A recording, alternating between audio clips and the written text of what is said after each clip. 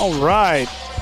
Good evening and welcome, ladies and gentlemen, to Maumelle Hornet Basketball on the Maumelle Sports Network, brought to you by Natural State Sports, as well as American Pie Pizza and Acre Family Pharmacy. And we are live tonight from the hillside as our Maumelle Hornets with an inter-conference and inter-district rivalry game tonight, as we will do battle with the Sylvan Hills Bears. And we are going to have our, looks like, national anthem. And so we will join that, and then we will come back and preview this ballgame real quick. Good.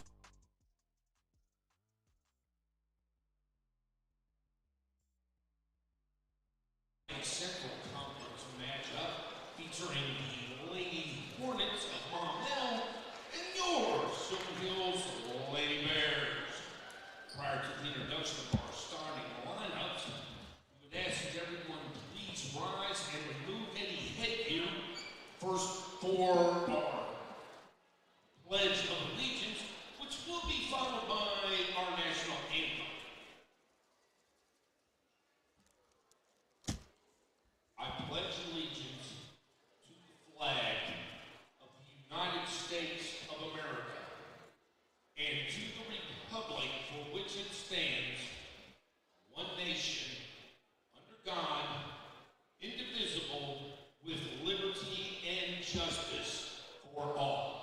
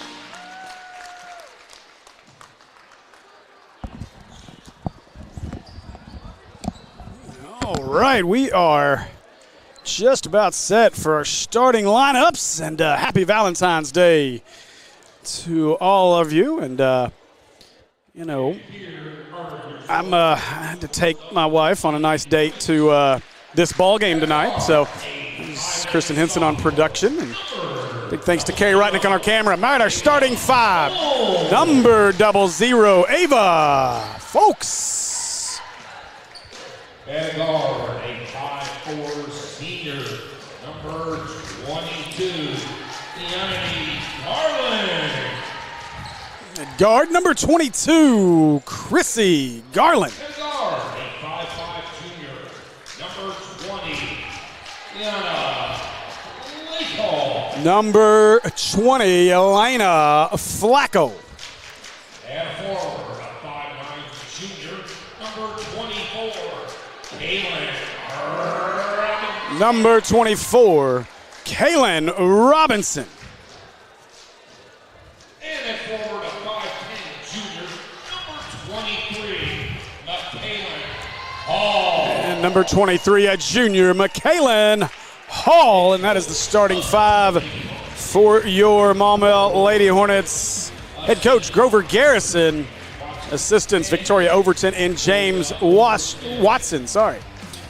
All right, now the starting five for the home team, Sylvan Hills Bears. In the post, a 5'9" junior, number 15, Kamari. Number 15, Kamari Turner. At a forward, a 5'7" Jr. Number 0, Nia Hurt. Number 0, Nia Hurt. Hummus. At guard, a 5'7" junior. Number 11, JC. Number 11, J.C. Rainey. At guard, a 5'5" junior. Number 23, Sanaya Miller. Number 23, Sanaya Miller. And then forward, a 5'10" senior. Number 22, Drew Lattimore. And number 22, Drew Lattimore. That's the starting 5 for Sylvan Hills Lady Bears. Head coach, the Hall of Famer Shakina Strickland, assistant Rachel Smith, as well as Jaden Sally. All right, well, Jesse, you weren't privileged to the first matchup, but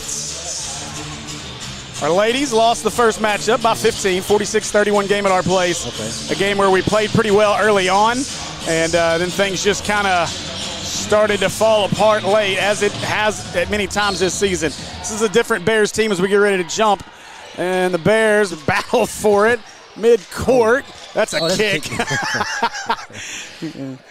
Kaylin decided to play soccer for this moment. But, this is a Sylvan Hills team that I think everybody knew was going to be a young team. They were replacing a ton of pieces. Coach Strickland, really just getting her start as the head coach here. And then they lost Kellis McDaniel in the game against Maumelle. They've not won a game since then, including a loss in their last game against Mount St. Mary's on Tuesday night, a Mount St. Mary team that hadn't won a game all year.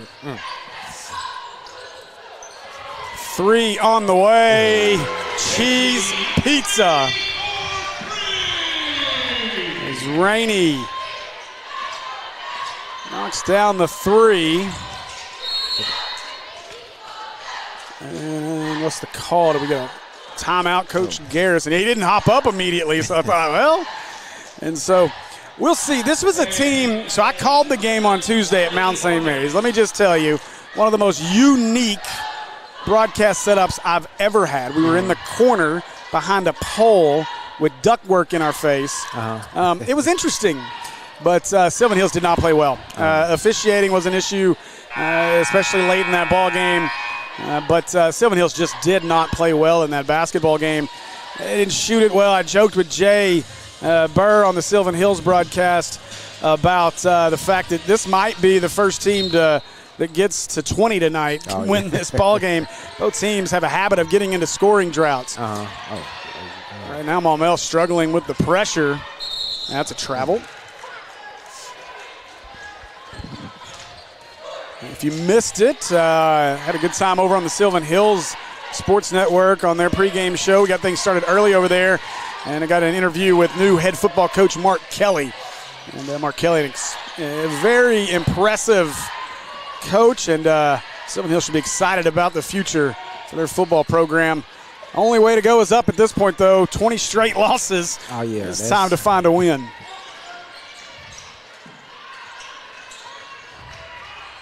It's just 10 to shoot here. Got to do something. 5 to shoot. Ava into Robinson as it tipped away. And it's either going to be a turnover on the Hornets or a shot clock violation. Coach Garrison begging his ladies to move and shoot the ball. It seems like they're coming out with low energy for right now. Yeah, we talked about that. I talked about it with Jay in the pregame a few minutes ago. That I didn't think there'd be any issue with energy in this game, being that it's a district rivalry game.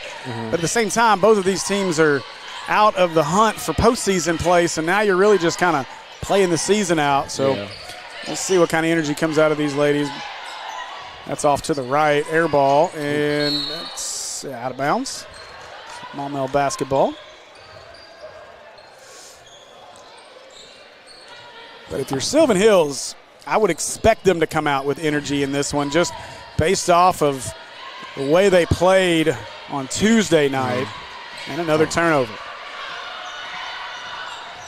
Flacco trying to chase it down. And we're going to get a blocking foul on Garland. So to the Acre Pharmacy free throw line will go Drew Lattimore.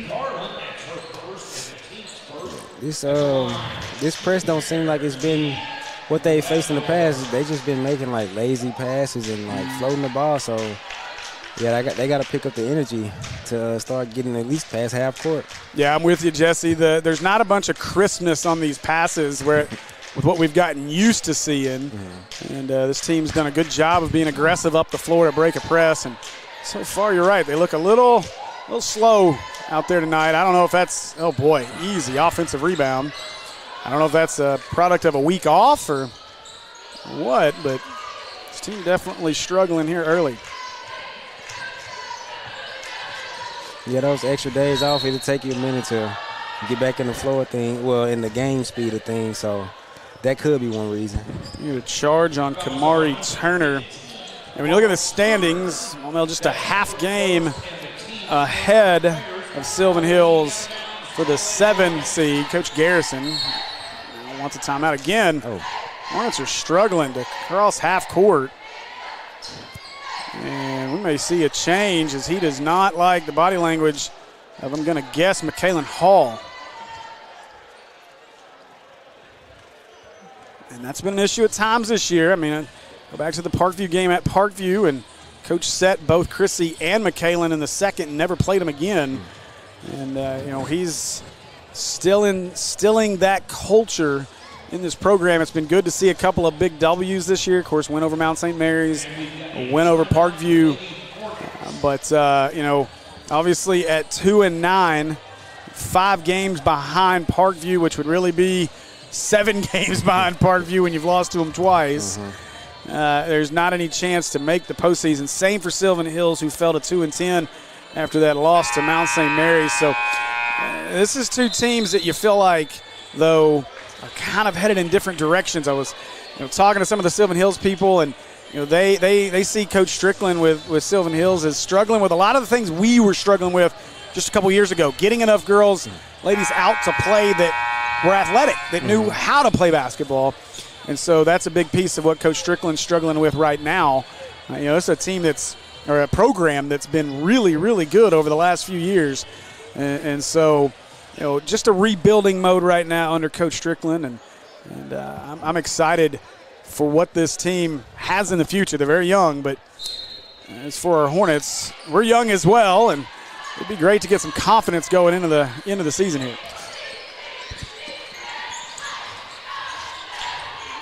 Garland, nice entry to Robinson. Traveled, yeah. And Robinson still has issues with placement on the floor. Another time there where she was too deep. Even if she could have got the shot up, she was behind the backboard just about. It would have been a really, really tough shot.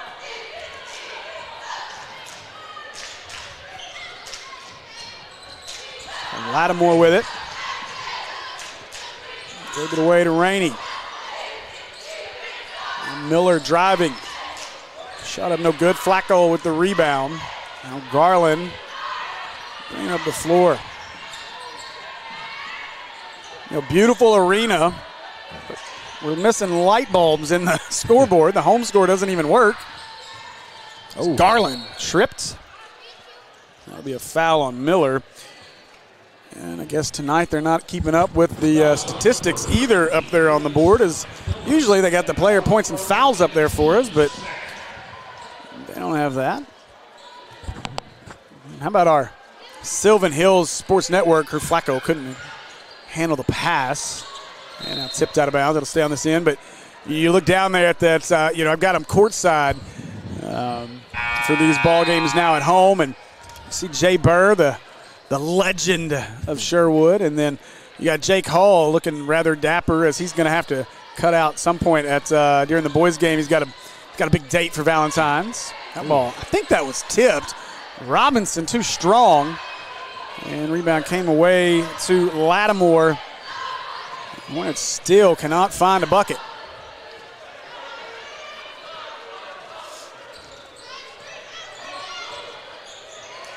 They work it around back to Miller. 4.5 to go in our opening quarter. Miller driving, count the bucket. And Sanaya Miller will head to the Acre Pharmacy free throw line to try to grab a boutique item. You should go see our friends at Acre Family Pharmacy, 1900 Club Manor Drive, Suite 101. And also, as we wait for our first Pizookie, we've had a cheese pizza.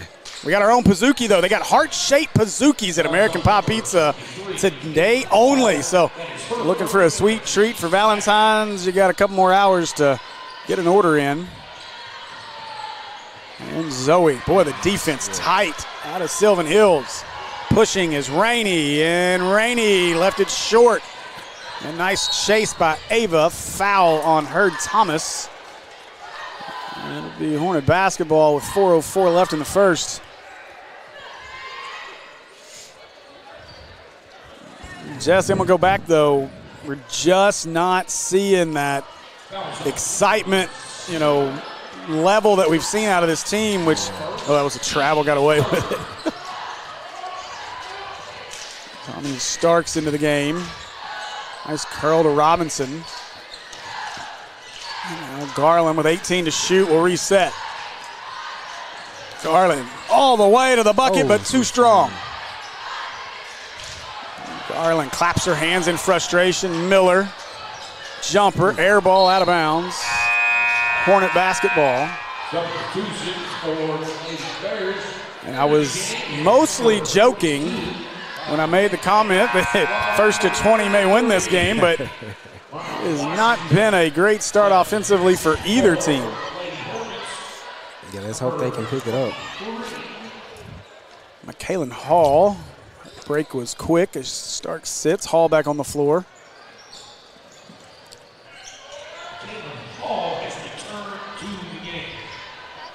You got the Burr family over there. Driving. Ejected.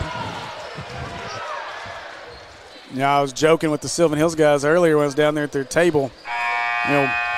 If you're looking from left to right, a PA announcer is Jay to his left, or our right, his left. That's his son, who's the play-by-play for Sylvan Hills. Okay. And I joked, I don't need any Burr family controversy about who can be the loudest at that table. Look at Hall. Ooh, strong nice. Move. That was nice.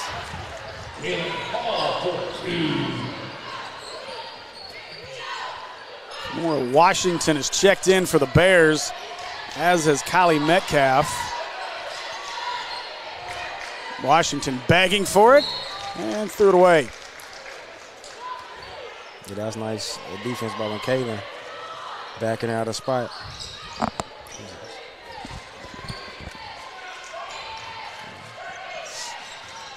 Now Hall pushing. She was cut off, had nowhere to go. 2 Bears is it. Tiara Frank controlling as she's checked into the game with Zoe Williams on her. A 3. Cheese pizza for Lattimore. It's 8-2. Garland. Careful, McKaylen. What a feed. And Robinson couldn't get the finish, but man, what a feed by Chrissy. I'm going to do my best to not let the people hear me smack as I eat my food. It drives Will crazy. But I got to say big thanks to Denny Tipton, the athletic director here at Sylvan Hills. He does such a great job of feeding us every time we're here. So some barbecue tonight, and just trying to do my best not to choke on it while I try to shove it in my mouth. Robinson gets them both. 8-4 ball game.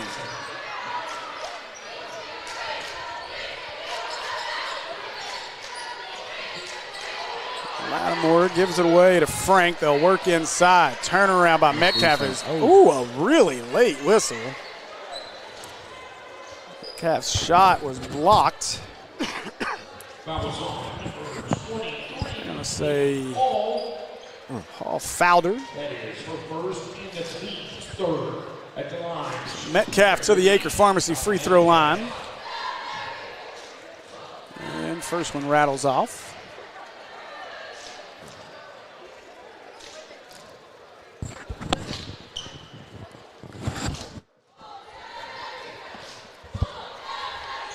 And that one, line drive free throw. She barely got it over the front of the rim. Garland quickly the other way. Hall, work on Washington. Got herself too deep, though, trying to make room. Ooh. Too strong. And, oh, wow, they're going to get a foul on Robinson. Miller and former Hornet Jayla Thompson onto the floor. You were asking about the Pazuki call earlier. They say it on the Sylvan Hill side. It's funny. Jayla Thompson transferred here from Maumelle. Okay. And during warm-ups, when she hits threes, all the team yells Pazuki. Well, Washington is just shoving folks around underneath. Reverse layup, no good for Thompson. Garland behind the back, looking to push. Oh, Zoe. That's like a wide receiver that didn't look the ball in. Yeah. Zoe looked at the rim before bringing the ball in. She got a little too excited for. She focused on getting the ball. So 1:16 to go in our first period of play. A small crowd, but I would expect this place to be pretty rambunctious by the time we get to that boys tip-off. I'm guessing that's their student section right there. Yeah. Frank shot, no good, but follows your shot. Good hustle by Tiara Frank. Jump ball will favor the Hornets.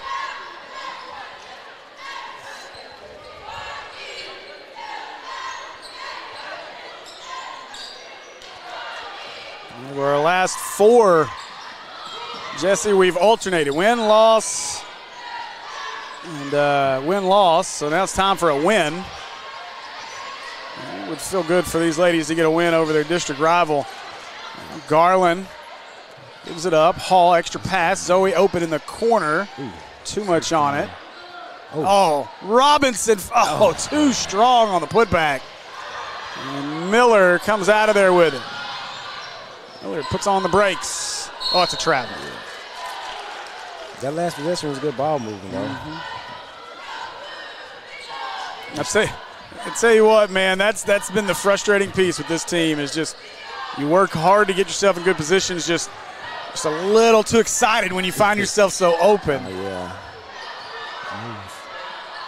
Ooh. Hall maybe wanted a foul there. Instead, I think, did they call it a clean block in Hornet basketball? Yeah.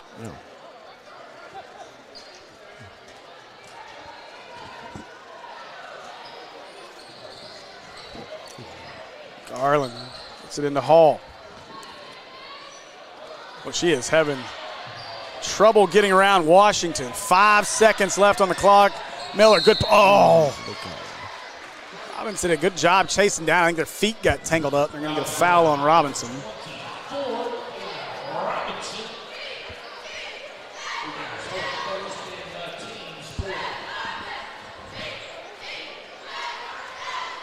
So Franco inbound with 3.6 on the clock. Inside Washington. Oh. My goodness gracious. Another foul. This one on Hall.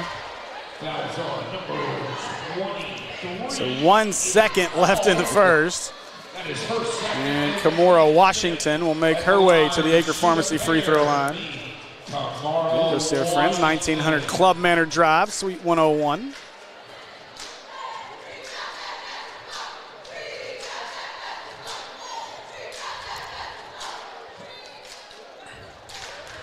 Washington's first, no good.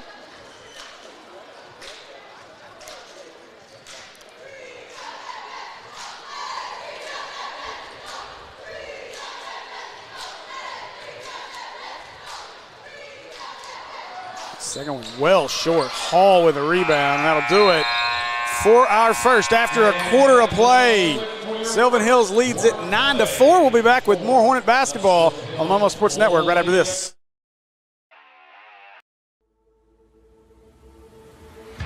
Come see us today at American Pie Pizza.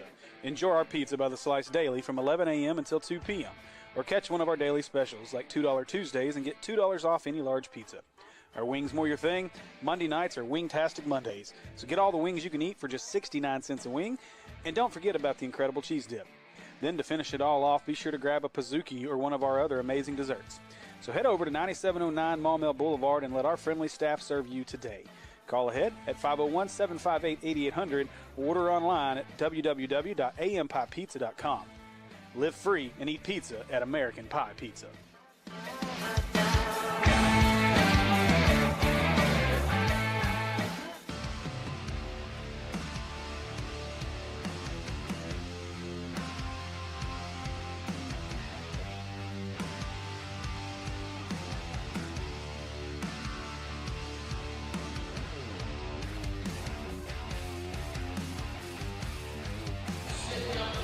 All right, welcome back. As we are set for our second period of play here from the hillside at Sylvan Hills. Hopefully, Maumelle can pick up their energy to get some more points going. It has been a struggle through a quarter to play. You know, sometimes, I mean, you want the boys' game at 7:30, but sometimes, you know, you kind of want maybe the boys to come out and play the first game, get the energy level in the building real high. Yeah. And then that way the girls got something to feed off of maybe. I don't know if that would work. Greenbrier does that some. I'm really curious. By the way, speaking of Greenbrier, so that game is scheduled for next Tuesday at Greenbrier. It has been rescheduled. We will now play at Greenbrier on Monday instead of Tuesday. So, Jesse, if you can make it great, because I have no Andy Gates. What's up, boss? I got the right hat on tonight. Yep, I got you. I got you. Malik McGuire up here with us. But so we will play at Greenbrier on Monday instead of Tuesday because of the potential impending weather. So as it looks, the closer we get, the more it looks like we're going to get something. So I would expect pretty much every game that's from the northern half of the state being played Tuesday. I bet they're going to start getting moved to Monday, although part of that problem is it's President's Day, and while we're not out of school, a lot of schools are. And Zoe Williams, pretty bucket. Rainey, pump fake, gets it back to Miller. Now Lattimore gives it up. 3 on the way. That's no good. Rebound, Hall. And Hall got smacked in the head. That foul is on number 22, Drew Lattimore. It's a pink out night here at Sylvan Hills. They also had their what they call King of the Hill, I guess, homecoming type thing. They crown a king. Oh my goodness gracious. Go get the ball, Zoe. I think she thought it went out of bounds out there, got blocked. I guess so. Goodness gracious. I'll dump it into Hall.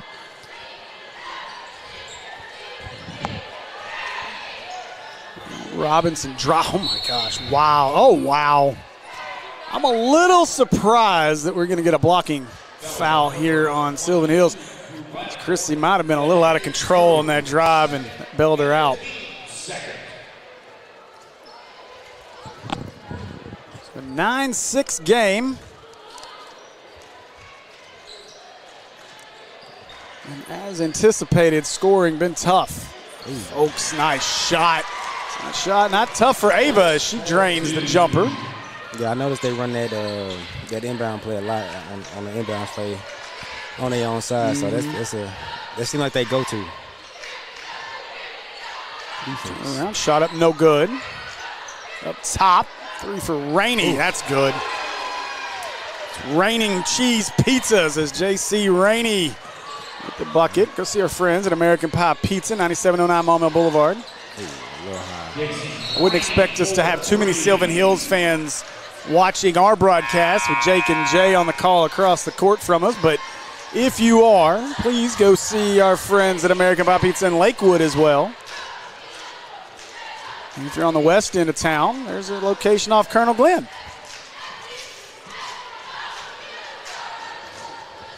6 minutes to go here in the half. Lattimore gives it up to Rainey.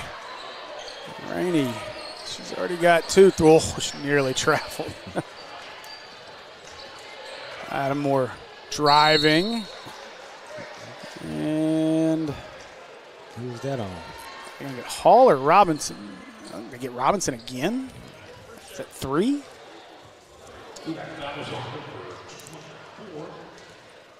That'll be her second.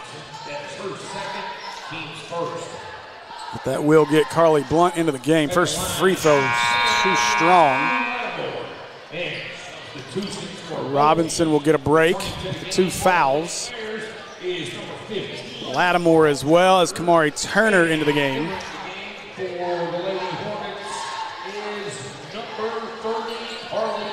So Lattimore makes it a 5-point ball game. Jesse, we got to get Ava going. She did a nice jumper a minute ago. Oh, boy. Threw it behind her, stolen. And Flacco, man.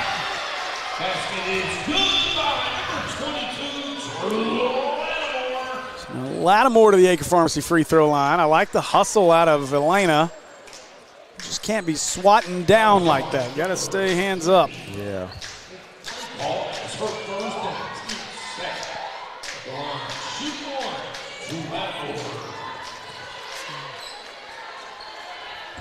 So now an 8-point lead after the 3-point play.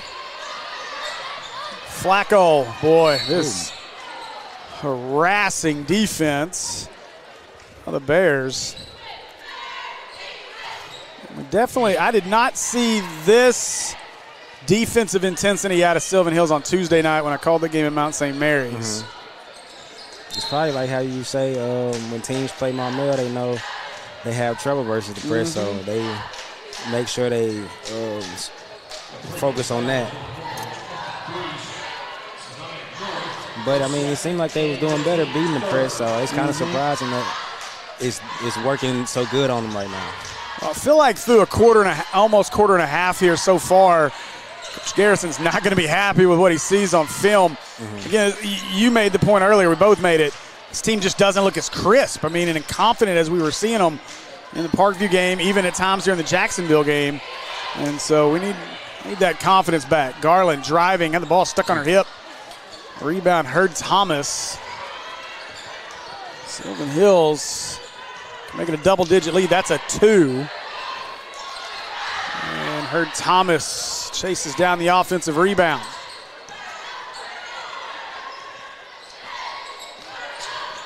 Corner, Rainey, 1 in the oven. No. Cheese pizza's still doughy. All air. Oh, nice pass. A little behind. Oh, man. Carly just couldn't hold on to it. Yeah, they've been losing the ball, seeming like they've been trying to focus on their next move over like just catching the ball and then figuring out the next move.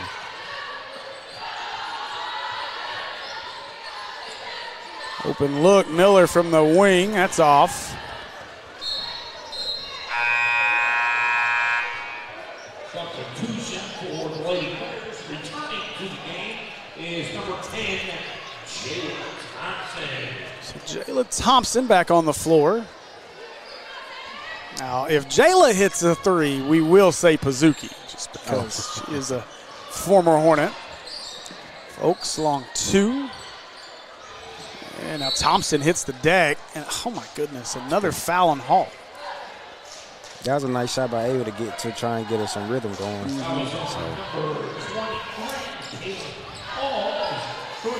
You think about the talent across PCSSD right now, especially on the boys' side of things. Maumelle ranked number 7 in the state right now. Mills 4th in the state. And then Sylvan Hills has made their way up to 19th in the state. Oh, that's another one.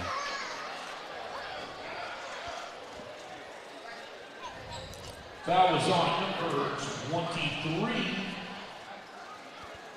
That's a 4th. Oh my, what? Already? Wow. You know, that's tough because obviously not a deep bench for Coach Garrison. I've already seen him doing some rotation here with Starks and Blunt. But I would not expect to see much more of Hall really for a while here, maybe not until the 4th, especially with the way this game's being called. It's being called pretty tight right now. Yeah.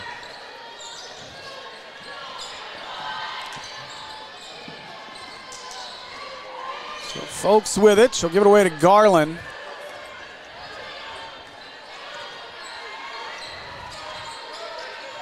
Starks being hounded and threw it away.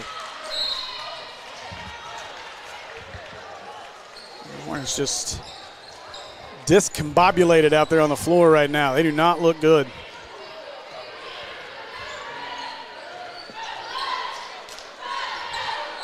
An 18-8 lead. Turner picked up her dribble.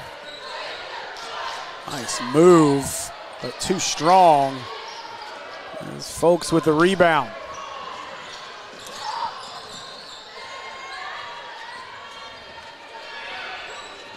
Ava directing traffic. Three white jerseys right there where she threw it. Oh, a gift as Lattimore lost her dribble, threw it right back to us. Ooh, tough pass. Flacco got it back. 3, no. Go get it. Lena, free throw line. Oh, my goodness, in and out. Rebound, Thompson somehow kept a pivot foot.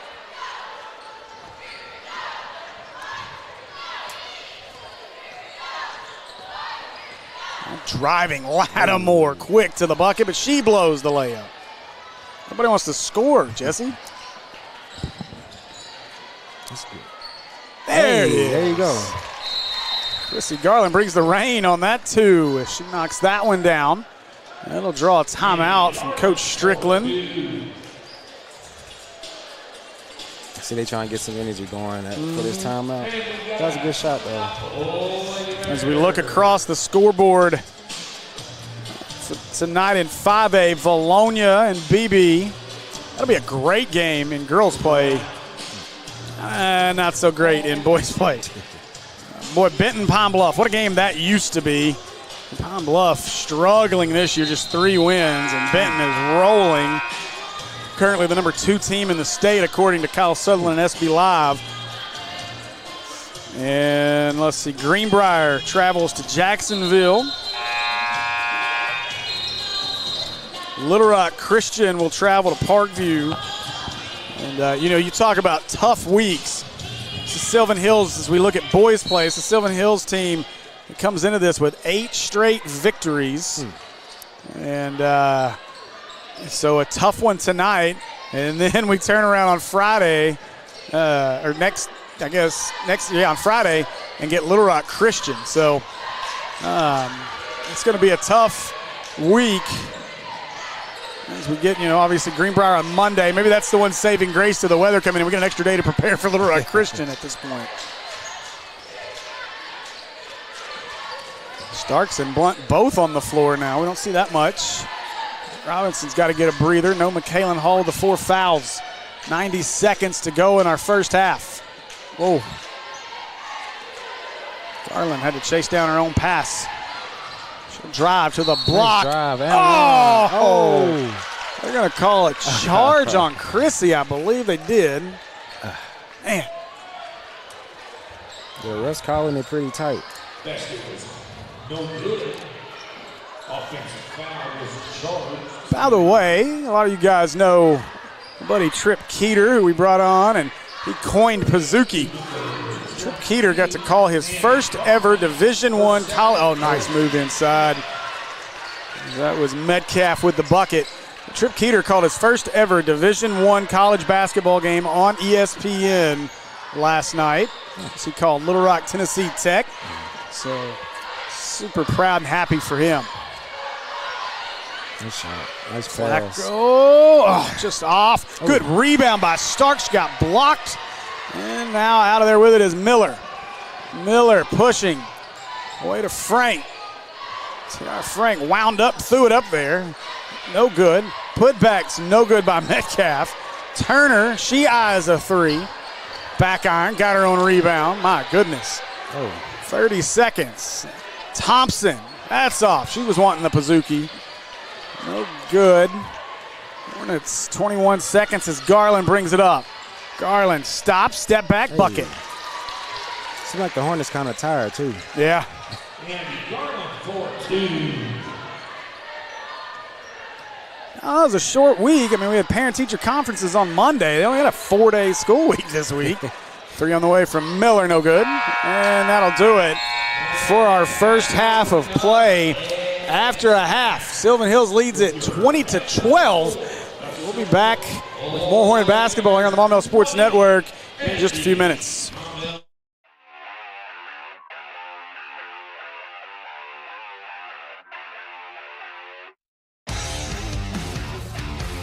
My name is Brandon Aker. I'm the owner and pharmacist here at Aker Family Pharmacy in Maumelle. So here in our pharmacy, we like to focus on a hyper-personalized relationship with our patients, and that continues into our service sets. So we offer free delivery, curbside vaccinations, as well as custom compounded medications, including extended hours as well. I think you don't know the level of intimacy that you're going to get with your patients until you really get in it, and I can't imagine doing anything else.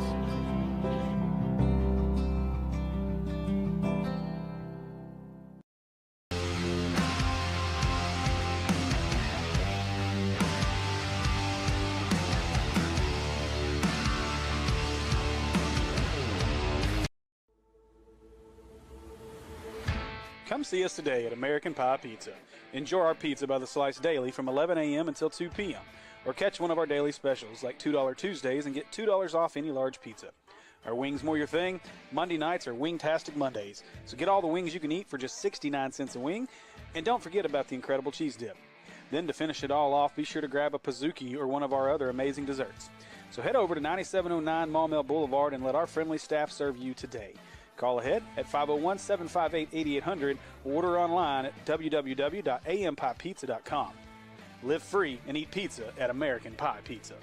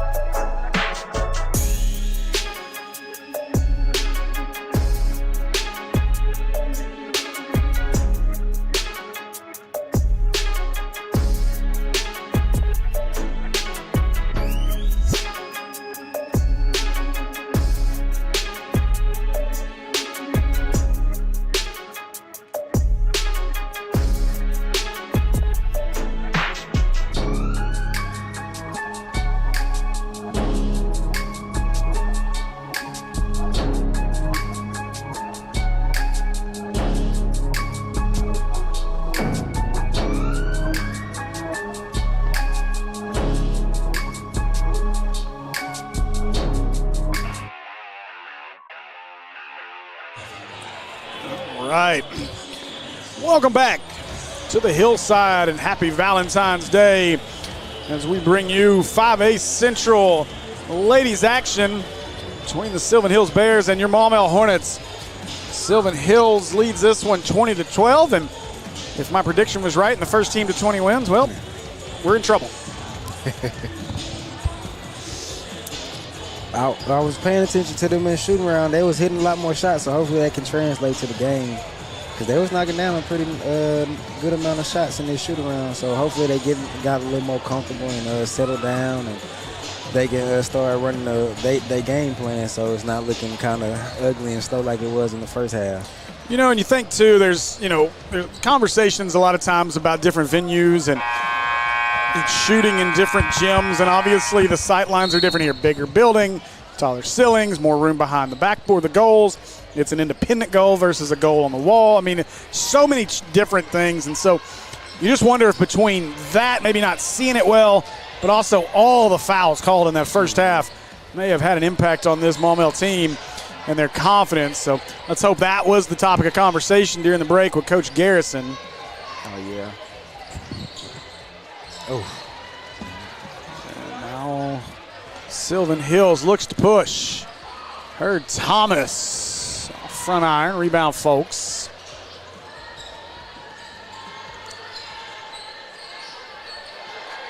So Ava, blunt travel. Yeah.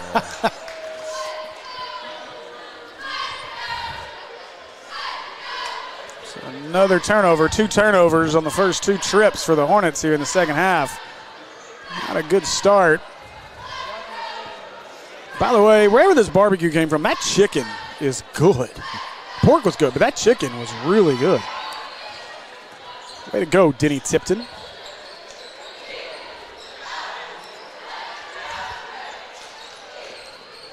Miller. That's tipped out of bounds. Ooh, break. That was off of Flacco's hand.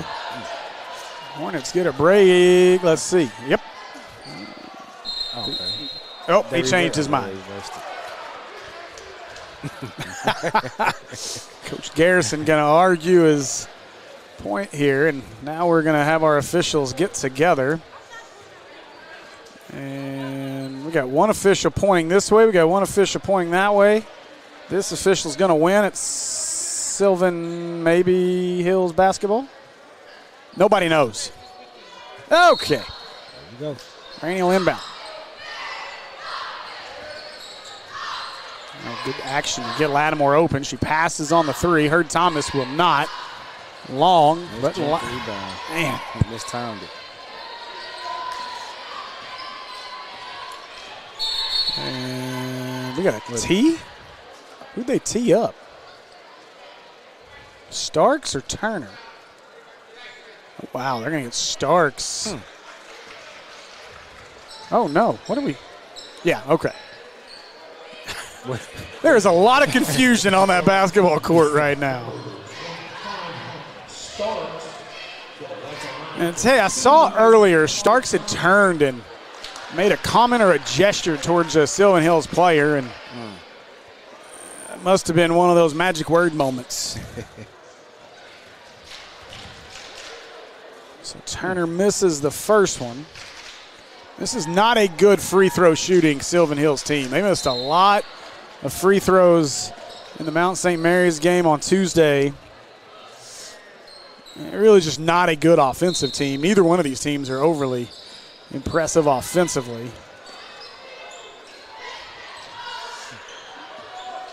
Now driving Lattimore. What in the? There's a lot, and somehow Hurd Thomas chases the loose ball down. Man.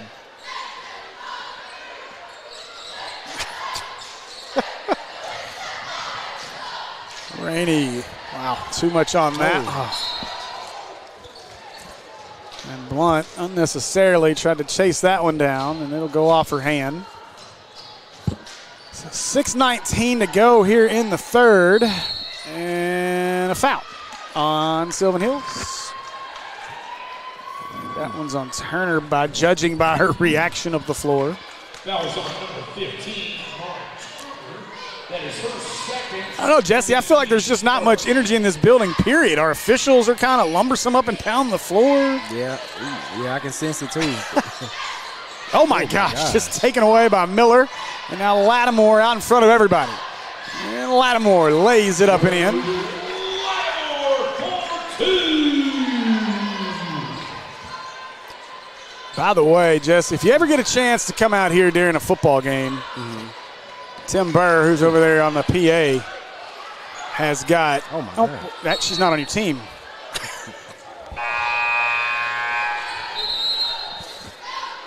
Another turnover here in the second half as Blunt and Flacco sit.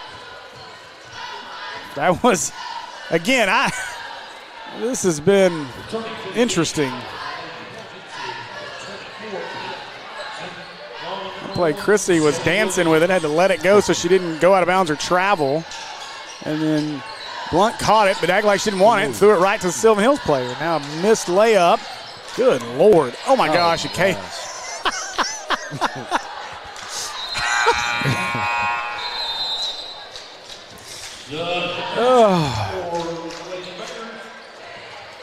Tell you what, I don't think they're going to show this game at the coaching convention this year. Both teams struggling to hold on to the basketball, get it up and down the floor, make shots. It has been a struggle here on Valentine's. Maybe they ate too much candy today at their Valentine's parties. I don't know. Too many chocolates, smelling roses too long today or something. I don't know. Inside, Washington through contact. Starks better be careful as she shows her frustration again after that foul.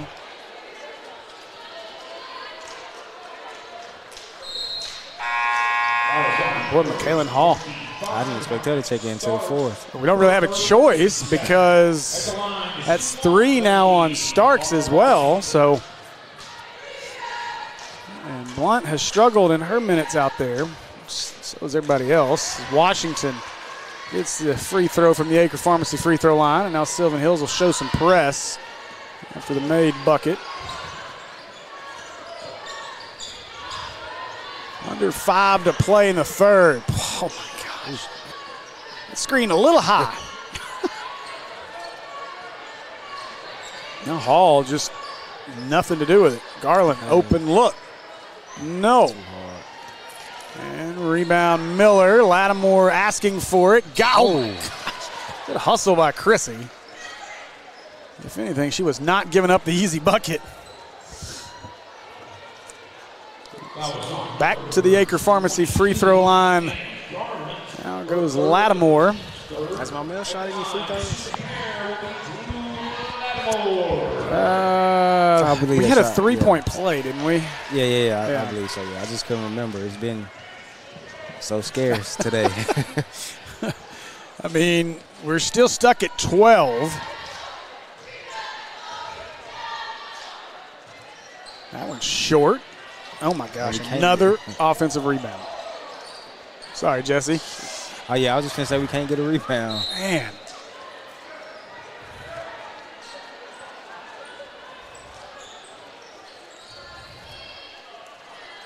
Tell you what, McKaylin Hall has got her hands full with Washington. Although Washington I don't know if she got poked in the eye or what, but she is struggling down here on the other end.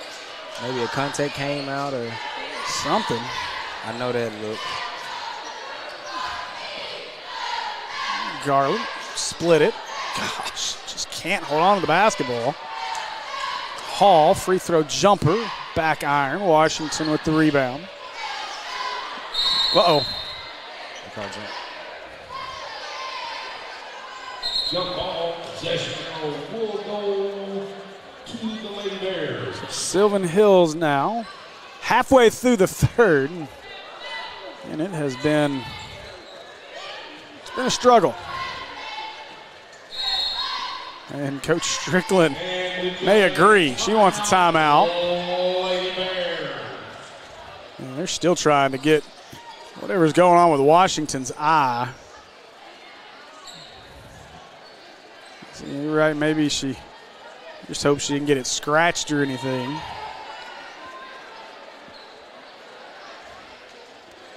We'll take this moment. We'll talk about the standings in the 5A Central right now. In the 5A Central, girls play Valonia. Again, continues to pace the way at 18-7 on the season, 11-0 in conference play. And they've got a BB Badger team tonight that's 9-2 in conference play, 20-4 overall. Little Rock Christian, 19-4, 9-2 in conference. And the Parkview Patriots at 10-13, 8-4 in conference.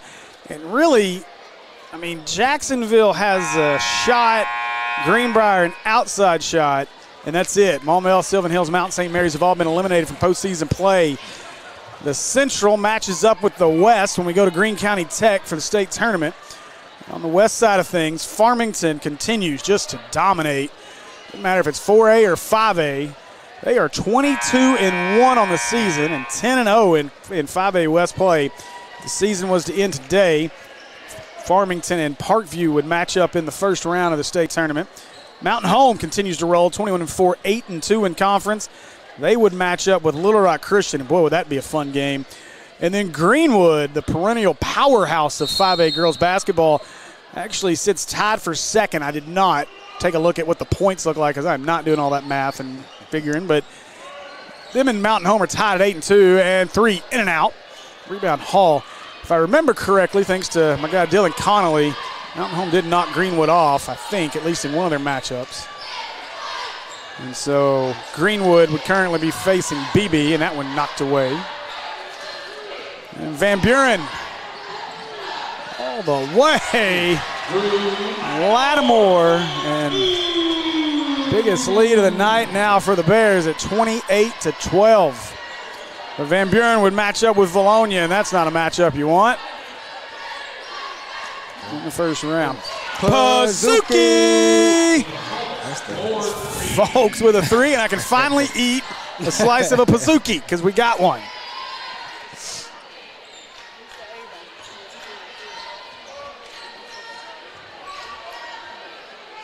Lattimore wants to answer with some cheese pizza. No good. Nice rebound. Too strong on the putback. Turner puts it up. Airballs it. Wow. Metcalf has it. Gosh. Now Miller. Turner driving. Ooh. Whoa. Wow. She stuck that foot on the hardwood and turned in a hurry. That was a nice looking move by Kamari Turner. Garland cut off. Boy, there's nothing there for the Hornets. 30-15, Bear lead. And Lattimore, Rainey. No, well short. Folks brings it in.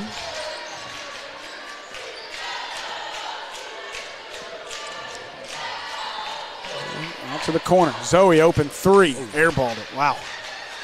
Yeah, she was hot from that corner and shoot around. That's what I really thought that one was going in, how many she hit. That one felt a little rush. She just line drive that thing up there. And Miller wants to work it into Metcalf. Metcalf, turn around, left it short. Robinson with the rebound. Hornets need to end this quarter on a little run. If you could get this down to 10 or 9, that would be great. Now Garland, 20 to shoot. Zoe wants to drive. Get it back to her. Robinson had some alligator arms. They're being held down there. Yeah, she was complaining to the ref about it. I mean, she couldn't get her arms up. She looked like a T-Rex. Rainey passed on it. Good pass. Lattimore. Oh. Lattimore's bucket won't go, but she'll make a trip to the Acre Pharmacy free throw line. That was on number 24, Aiden Robinson. That is her fourth. Now Robinson with 4. Hall with 4. Starks with 3. Substitutions for Lady Garland's going to sit. The Hornets are going to go to seldom used Kamari Kelly.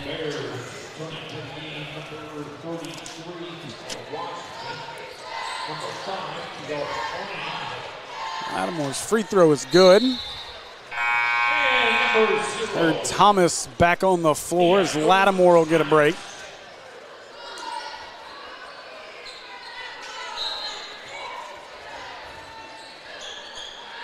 Ava, now Hall comes to help. Turns, 54 seconds left in the third. Oh, run into by Frank Kelly, couldn't hold it.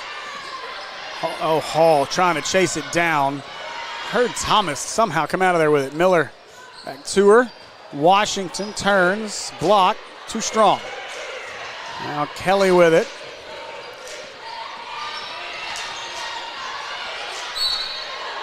And we're going to get a foul on Miller.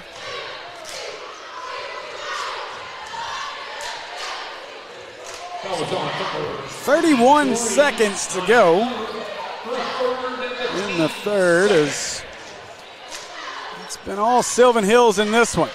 Oh, nice give and go. Kelly stopped. Oh man. The elbow banked in and out. Let's see if Sylvan Hills is content to take the last shot.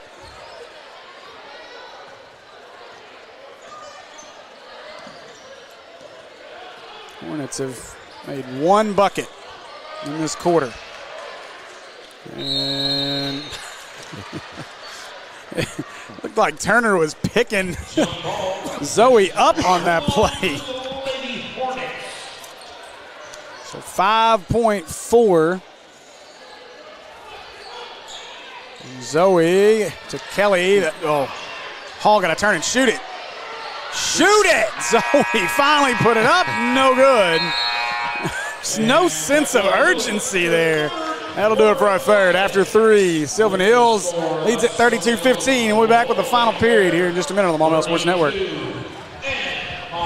My name is Brandon Aker. I'm the owner and pharmacist here at Aker Family Pharmacy in Maumelle. So here in our pharmacy, we like to focus on a hyper-personalized relationship with our patients, and that continues into our service sets. So we offer free delivery, curbside vaccinations, as well as custom compounded medications, including extended hours as well.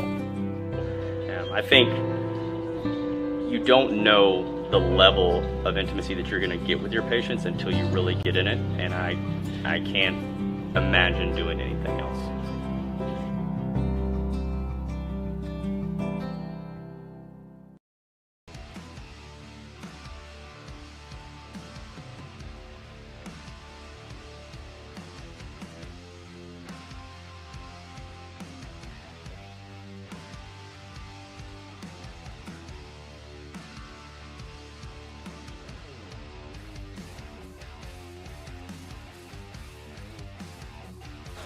Right.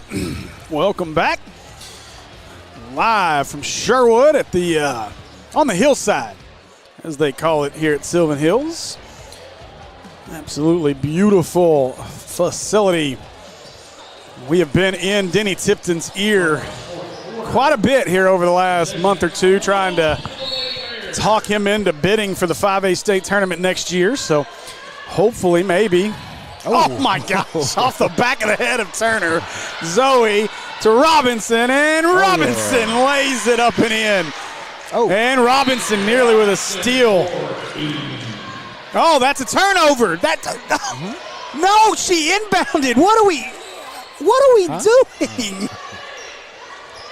Wow.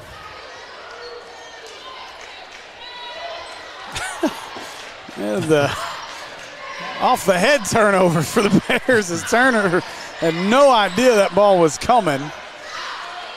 3 on the way for her. Thomas Cheese Pizza. As the student section responds.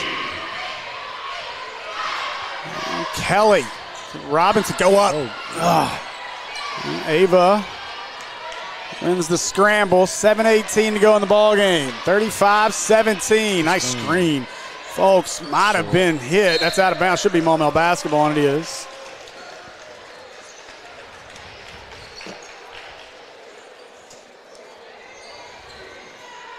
Boy, at the half, Little Rock Central. Oh, there you go. Oh, Robinson got her own rebound. Fouled on the way back up. And Kaylin Robinson will make her way to the Acre Pharmacy free throw line. Rock Central 34-8 over Cabot at the half. That's in girls play.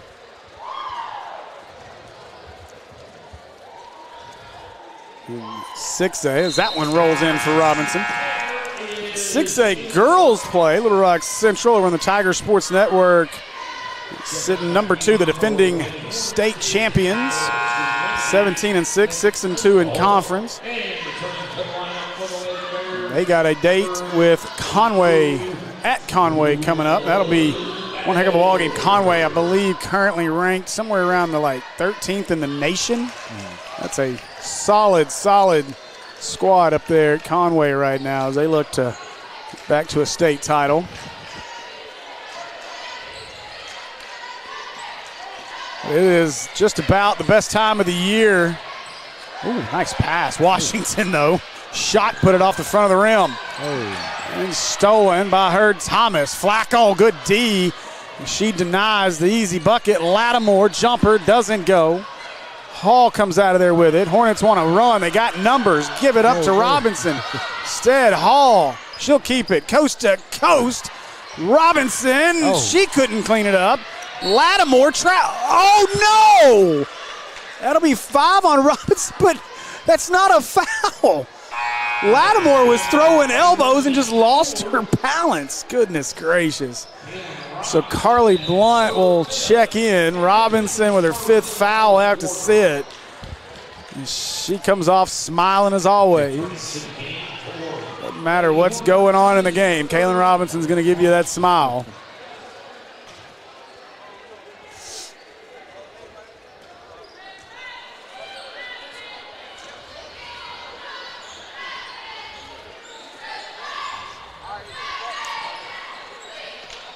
You know, I know it alternates every year when you start looking at the postseason matchups. And Cheese Pizza as Lattimore makes it a 19-point lead with 6 minutes to go in the ballgame. You know, it alternates every year, rotates on the matchups on which side, you know, Central and West and all that. But, you know, it's too bad when you look at the 6A. When you look at 6A play, nice pass. That's a travel. Yeah. You know, it's unfortunate. Jonesboro, Springdale, you know, probably on a collision course depending on how the brackets lay out, but most of the best schools right there. It's going to be a fun finish to basketball season. Flacco, no, looks really good, just short of the rim.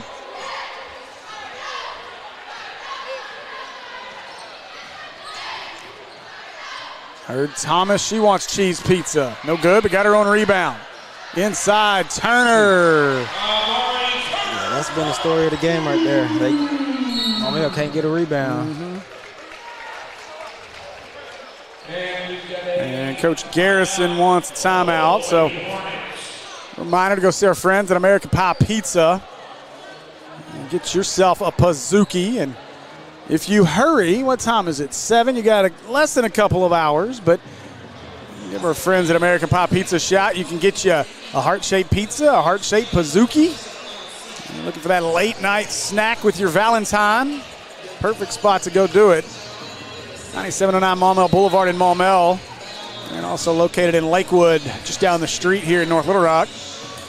Another location over on Colonel Glenn. So, guys, go see our friends at American Pie Pizza. Speaking of, I want a Pizookie.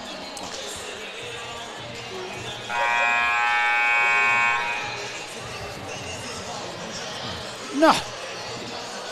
Like somebody broke our hearts, but it's good.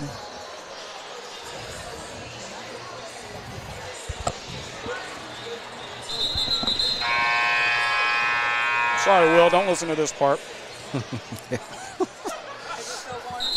No, it is no longer warm. It's still good, though. I will say, though, the Pizookie is best fresh out the oven. But, man, that's good stuff.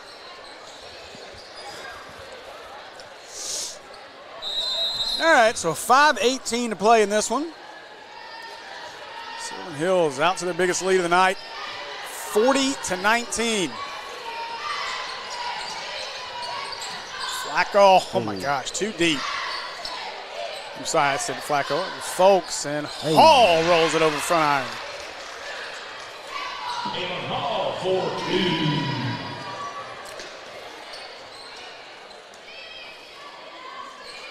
Looks like we might be having some issues with the Wi-Fi down at Malvern. Mills, Malvern do battle.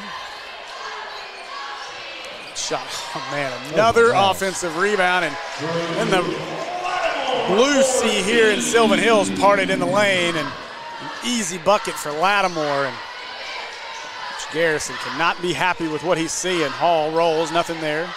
Garland traveled, got away with it. She shuffled her feet. Ava begging for somebody to move, and look at Frank. And now they're going to call Frank for the foul.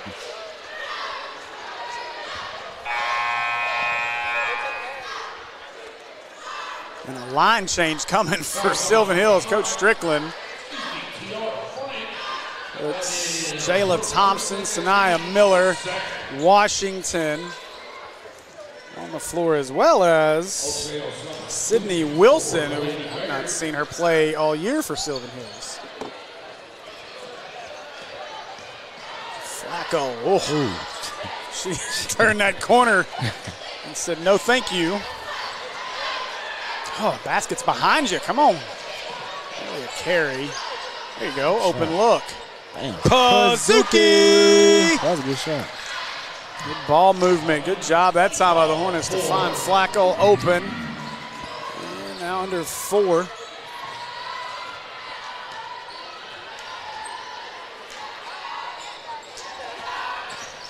Did Tim Burgess say Pizookie? Did I hear that right?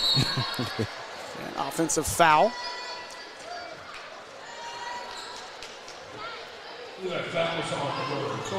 I was saying earlier, I don't know if I finished my thought, but Tim Burr has some of the greatest little phrases for penalties in football in his PA calls. It is awesome. Jay has got a shirt that has every saying on it. I told him, I said, you're going to have to give me one of those, bud. But that's a fun group. Tim plays Santa Claus every year here in Sherwood. So they are actually, I don't know if they were forced, but basically had to move. That's a travel. They had to move because of their Christmas light display created such an issue traffic-wise in the city that they were forced to move a little further out into the county.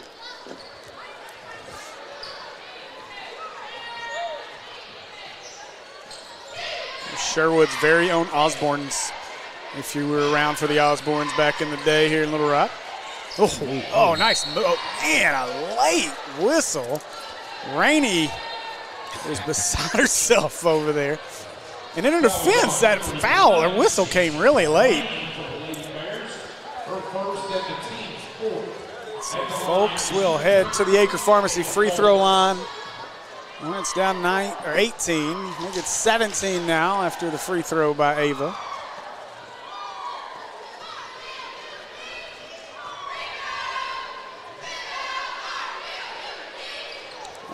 Both of them good for Ava at the Acre Pharmacy free throw line. So it's trying to whittle it down a little at a time, but you don't have much time to go.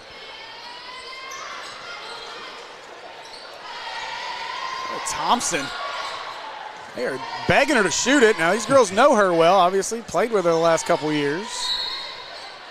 Foul on the entry. If that's on Hall, it's her 5th. And it is. Looks like it. And it is. So, Michaelan Hall's night is over. Starks will enter. Jesse, you know, it's hard to win when you lose both your starting bigs. Oh, yeah. Oh, good steal.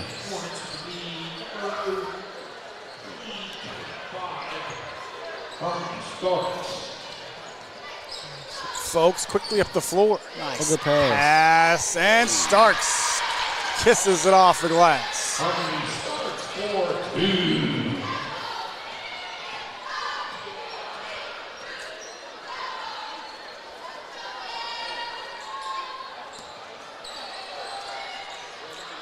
Miller. Thompson for 3. No, airballed it. Might have been tipped. I think actually Blunt probably did the right thing chasing that down. I think that would have been off Maumelle. Ava, kick out, Garland, open look. No, short. Oh, look out. Oh! That's it. Boy. I got a timeout. That was some contact. As Washington and Starks went tumbling to the floor. Tell you what, Coach Mark Kelly had been proud of the physicality on that play.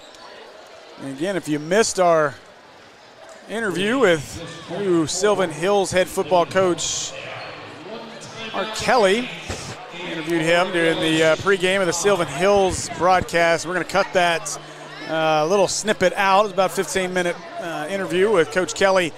And we will post that up separately on the Sylvan Hills Sports Network, so if you just want to watch that.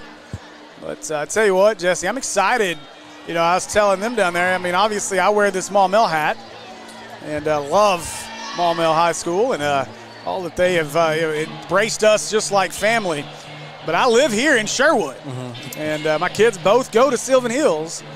And 0-20 was rough. Two straight years without a victory for the football team, and you know, we talked about Coach Hill did a good job while he was here of getting the numbers back. The other piece that JJ had to deal with was trying to implement the spread offense after this team had been in a wing T veer style offense under Chris Hill for 3 years. And so, you know, JJ had a tough time getting all of that going, but he built some foundation pieces.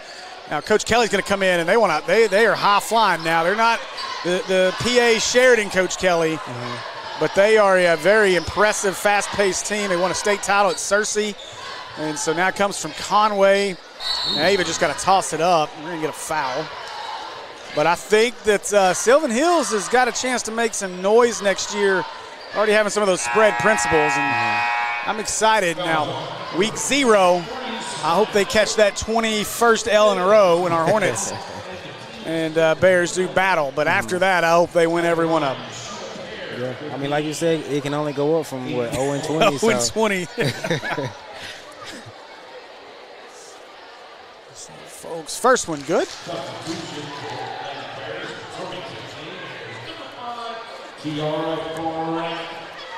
Hornets got this down to 13. I was a little surprised when I looked up there. It's now a 12-point ball game, 42-30. Lattimore will bring it up the floor, 1:40 to play. Hornets need some stops. There's one way to get one. Folks on the floor, way to Blunt. Now Flacco to control, ahead. Oh. As that is Destiny Harris. And again, because of foul issues, Coach Garrison's had to go deeper in his bench than normal. Destiny Harris, another sophomore. And we got a timeout. And so we got timeout, Coach Strickland and the Bears. You know, at Mount St. Mary's, I tell you, it was a heated second half in that ball game. Coach Strickland nearly got thrown out. She caught one tee. And cooler heads prevailed from her perspective, as well as Lattimore caught a tee in the same sequence for Sylvan Hills. And we had a couple of Sylvan Hills fans be ejected and escorted from the building. It's a raucous night at Mount St. Mary's. You wouldn't think so with the Catholics over there, but It was quite a night between the Bells and the Bears. All right, 91 seconds to go in this ball game. Tiara Frank gets a back one. Gosh. Heard Thomas, traffic travel.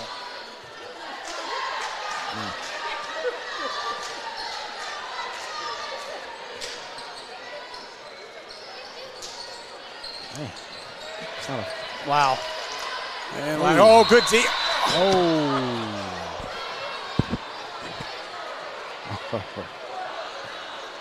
That was on number 20. Goodness gracious. Second, Sheesh. and the team's third at the line to shoot a pair will be. You know, we always talk about, just want the officials to be consistent. Lattimore's first one's good. You want them to be consistent. Now, here's my issue, though, in this one. You're either certain it's a foul or it's not. If you're swallowing your whistle for 2 or 3 seconds after the play and then blowing it, then you probably shouldn't blow it. Yeah. So Lattimore gets them both. This Harris into Folks. And they got to go. Ava, 4 seconds, does get it across. Now driving into the lane. Oh, bucket wouldn't go. But with 1:04 to go in the ball game, Ava Folks will head to the Acre Pharmacy free throw line and get 1900 Club Manor Drive, Suite 101. Brandon Acre and his team will take great care of you. Please go follow them on social media. They put a lot of stuff out every day, whether it's their sales or just meet the team, as sharing all that information as well. So you guys go see our friends at Acre Family Pharmacy. Got a great boutique as well. And Ava gets them both.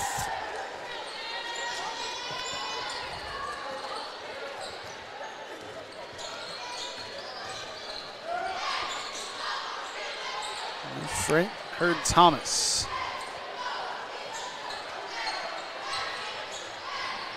Three on the wall. In and out. That's it. And a foul. Yep, Frank. Frankly, that's a foul. On Tiara Frank.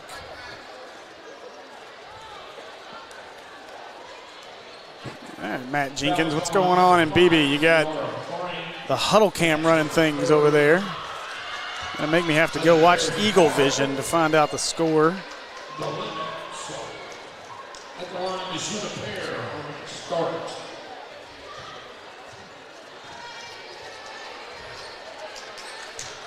Well, have they played any basketball at BB tonight? My goodness, what is the deal here?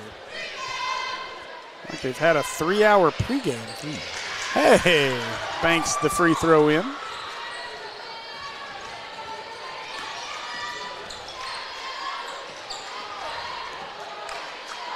So 35 seconds. Lattimore gives it away to Rainey. Rainey doubled into Lattimore, 17. Oh, this is. Stolen away, now Folks pushing. Folks, ooh, no whistle. Rebound, offensive bucket. Carly Blunt gets a bucket.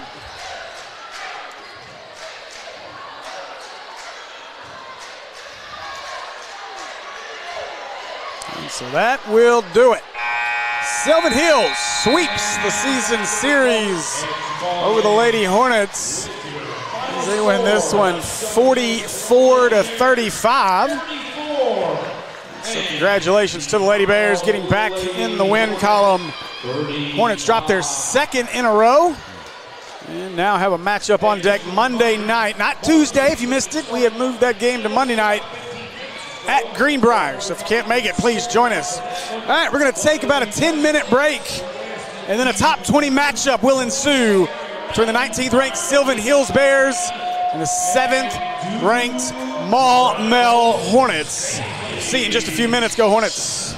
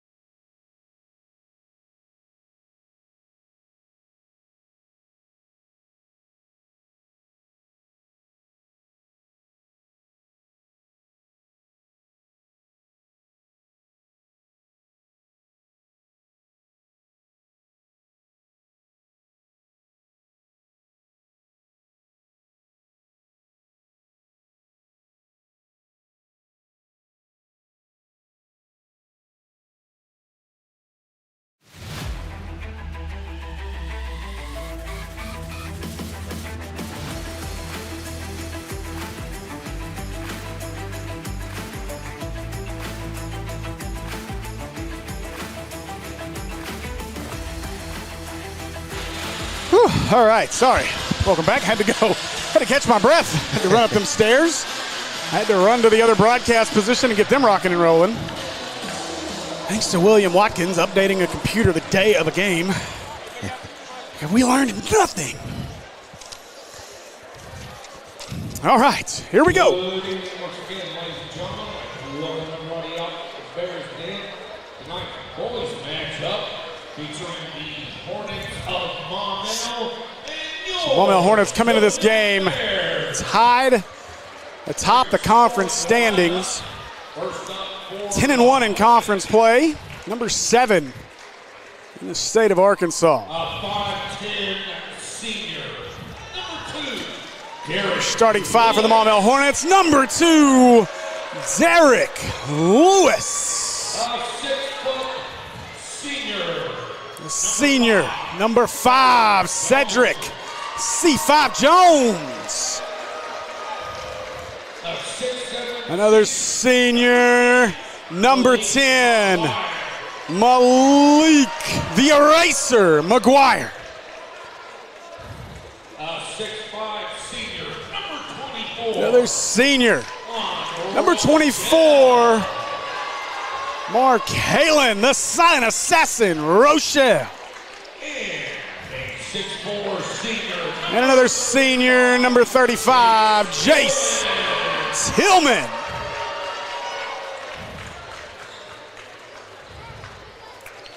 Now, the starting lineup, your Sylvan Bears. Bears come in with an overall record of 15-8, 9-3 in 5A Central Conference play. At a guard, Right, it's starting 5 for the Bears. Devontae Number 2, Devontae West. At a guard, a 6-foot junior. Number 4, Number 4, Darius Folks. At a guard, a 6'3" sophomore. Number 5, Sophomore, number 5, JJ Wise. At a forward, a 6'3" senior. Number 11, Number 11, a senior, Deontay Curry.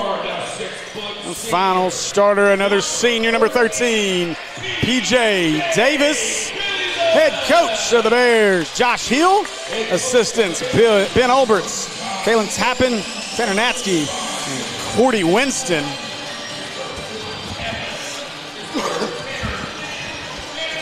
So here we go. The question tonight in this one is, how will Sylvan Hills counter the size of this Maumelle basketball team?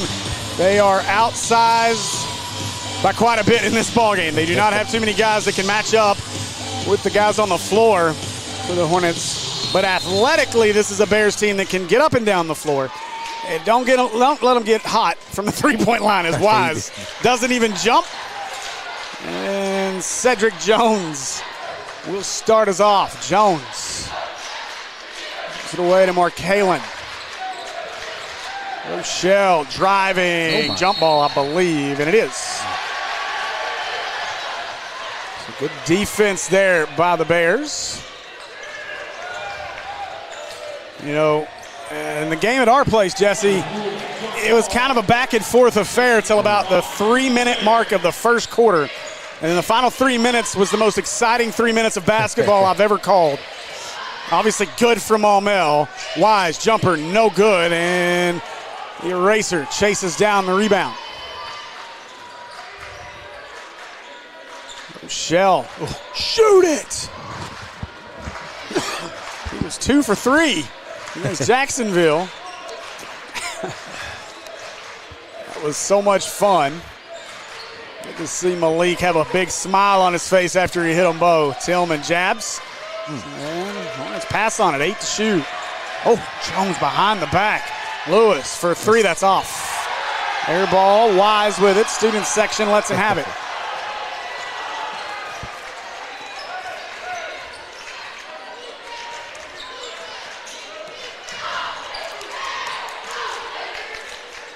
Oaks, the high flyer.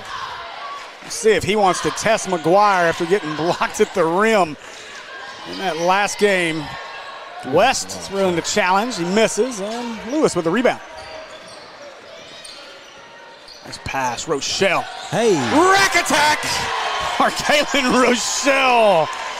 Pull-ups on the rim again, up ahead to West. And the Bears will back it out. Boy, Arkaylin so much fun, Jesse. It's foul on Folks, yep. Garage just came crashing through there, elbows up. So an offensive foul. And again, this is a Sylvan Hills team that has won 8 consecutive. Their last loss, a 26-point defeat to this Maumelle team. Oh, okay. They've since beat a top 10 Little Rock Christian team at their place, a team that beat us by 20, or almost 20 anyway. A team that we'll see on next Friday. Look at Malik hit the block, missed it, put back, missed it. And oh man, unlucky from Malik as couldn't get it through the net. Still a 2-0 lead, Hornets. Curry traveled, yeah.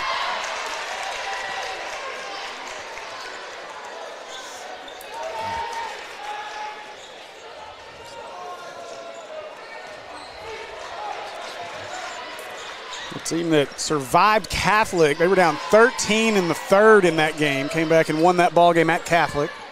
Oh, what a move, Jones, and one as C5 detonates in the lane. He'll make his way to the Acre Pharmacy free throw line to try to pick up a boutique item himself. It's a heck of a move by Sid.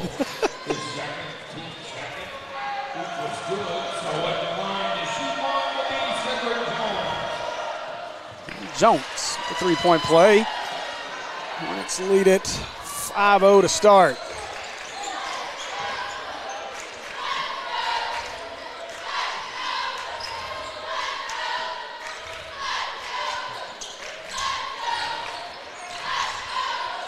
And P.J. Davis unlucky on the roll. McGuire with another rebound.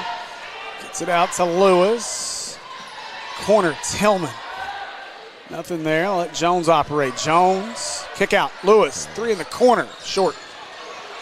And another rebound by Malik. Oh, a little too hot on the pass. Either that or that girl told him no for Valentine's Day. And he was saying how he felt. Yeah, Maumelle should be getting a lot of second chance points due to the height.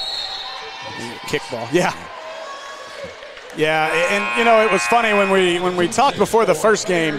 You know, if you ever get a chance to chat with Jay Burr, he is the ultimate glass half empty guy.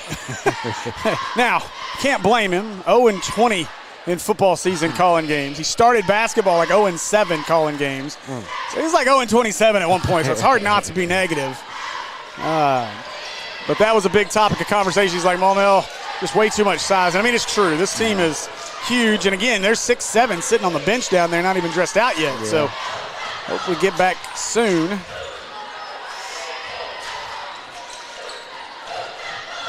The story here, folks, that was his second foul already. Tillman, he'll try the three. Short. Oh, my goodness. What a rebound by Malik. And then the kick out, Lewis. Pozuki!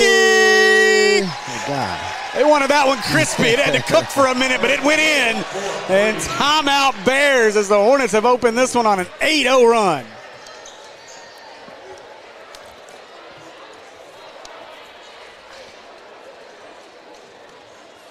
I'll tell you what, Jesse.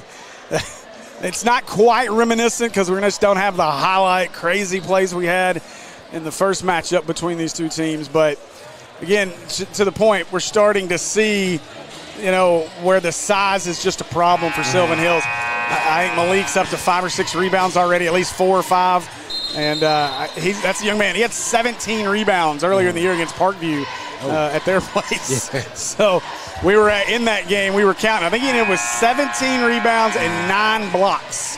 He was a block away from a double-double without scoring any points. Yeah, well, he definitely will make his mark just rebounding this game for sure. Yeah, we've not even seen an eraser out of him yet. And he had two of the best we've ever seen in high school last time. Sky rebound by Rochelle off the miss by Wise. Oh, what a look. Jones, kick out. Lewis. Extra pass. Oh, in and out. Oh, man. Did they call it on Markalen? So Rochelle, thank goodness he's a lot younger than I, because my back would have broken after that. That looks rough. DJ Davis. And blocking foul. They get Rochelle again? No, they're going to get C5. Let's say they get Rochelle back to back. That's a problem.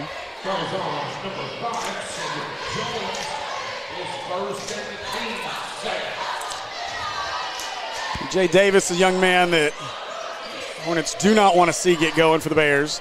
He is a spark plug for this team. And when he gets going, he's hard to stop. Wise, he's a great shooter. Front iron and another rebound from McGuire. Nice outlet to Tillman. And oh, what a move by Tillman.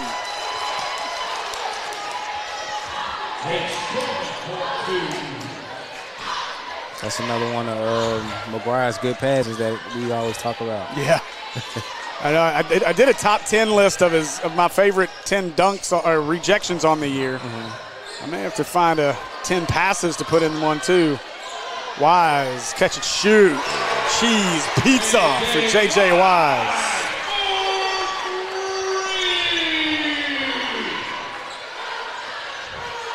J.J. Wise now, he's had a quiet season. Wise as a freshman really kind of announced himself for Sylvan Hills last year. He's been inconsistent this year, but again, another one you don't want to see get hot. Rochelle way too strong. That's a foul. Should be, yeah. It's going to be a foul on Curry as he undercut Malik on the rebound attempt, and so student section with a friendly chant to the official. Lewis dumps it in. McGuire.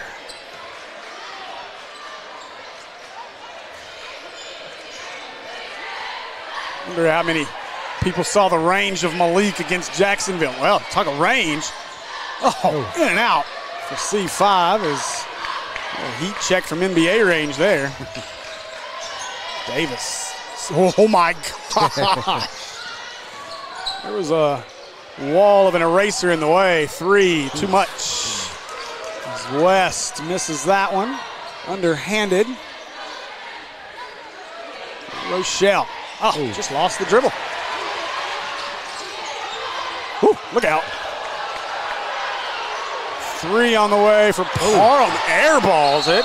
And he's out of bounds with West on the save attempt.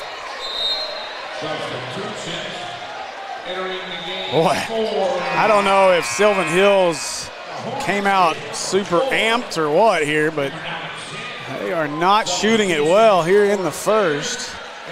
Cam Alexander in for Rochelle, and Talon TikTok star Pointer in for Derek Lewis. C5 driving with the left hand. Kicked it to Malik. Now Malik survey. Oh my goodness, Malik left it short. Maybe an aggressive job. Yeah, I think maybe he. Go ahead. I was saying he just probably underestimated the distance he was to the rim. He left it short. Well, short on the three, but a nice rebound by Summons, and Summons missed it. Malik ahead of everybody. Malik through Davis, got the layup. Yeah, I think two on that last one, just like there. I think Malik was looking for more contact, and it just didn't come. Jumper in and out. C5 with the rebound. Hornets on the run. Alexander, three from the wing, too much. And rebound comes away to Keenan Morris. I'll tell you what, it's danger zone time for Sylvan Hills. I know it's the first quarter, but you do not want to find yourself down 20 early. And this one blocked by Alex. Oh. That's on Malik then, right? No, he caught on Cam. I guess they're going to say that he was turned to pass instead of shoot. I thought he was in the act of shooting. Well, now he is at the line. I swore the official was pointed at the floor. Now they're saying 2 shots. So. P.J. Davis to the Acre Pharmacy free throw line. And he misses the first. J.J. Wise will get a break. As West back in. You know, I was here setting up real early. It's probably about 2:30, 3 o'clock. And I was walking down as Sylvan Hills was doing their walkthrough. And Coach was like, Coach looked at me and he was kind of barking out some orders of what to do when Mark Halen's here. And he, wait, oh, what a block. Keenan Morris with the block. Pointer for 3. Oh, in and out. No good. But he said, oh, wait, I shouldn't say anything with that guy here. Whoo, finger roll. Just rolled off the rim. Summons couldn't get the rebound. Oh, what a catch by Cam. Cam. Oh, get in the bucket. Oh, Malik, but that's going to stay on this end as off of Summons. I'm sure Malik was kind of not sure what to do with it when it came to him on that one. The pass was kind of in a tough spot.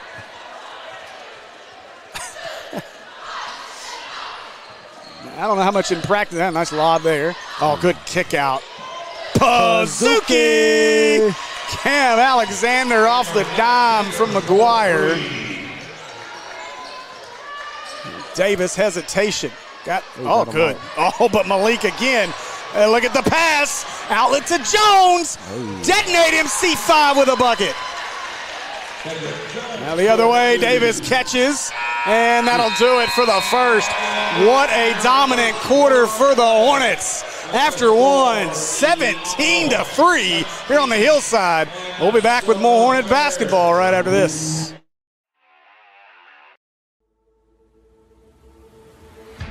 Come see us today at American Pie Pizza. Enjoy our pizza by the slice daily from 11 a.m. until 2 p.m.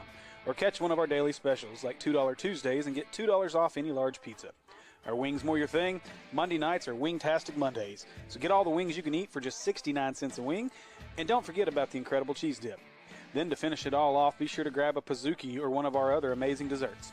So head over to 9709 Maumelle Boulevard and let our friendly staff serve you today. Call ahead at 501-758-8800 or order online at www.ampiepizza.com. Live free and eat pizza at American Pie Pizza.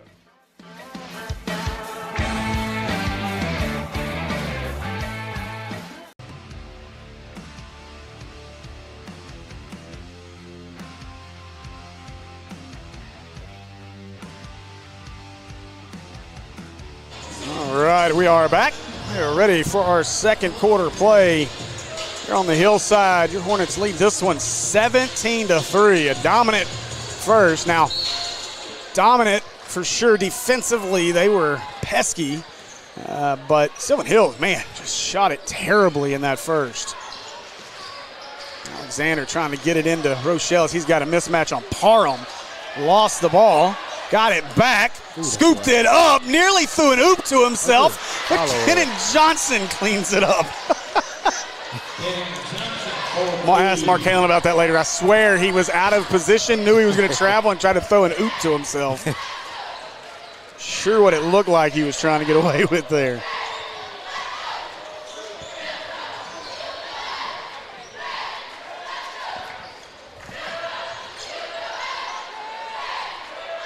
Folks with it. Good way to Morris. Morris drive. Woo. It's turned on the Jets. Went right around Kenan Johnson on that one.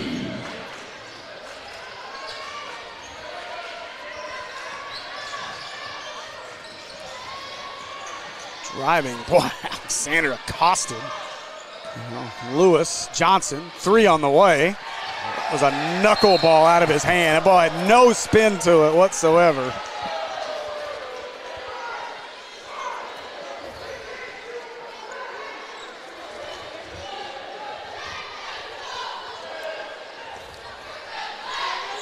Checking out the comments. All right, missed getting in the comment section during the girls' game, but good to see Bree West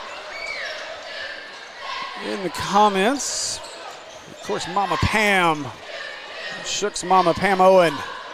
Looking forward to an exciting game. Good closeout there by Talon.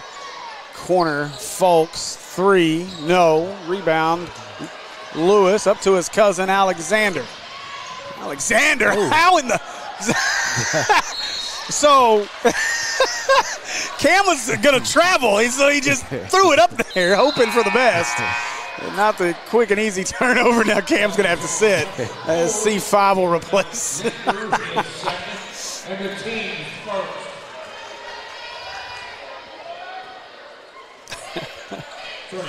Oh, goodness gracious. If you're flipping through our network channels and you're trying to figure out why the heck the Mills game isn't up, internet issues galore, hotspot not working. Oh, Summons. Woo, what a putback. Folks on his rear end couldn't get it out of bounds. Hornet ball. But no internet basically down in Malvern, home of the Leopards. So that game will be recorded and we will upload it tomorrow. I think there's some, Rochelle open. Ooh, man. It looked good from this angle. It did. But that one too almost knuckleballed. It didn't have much spin on it.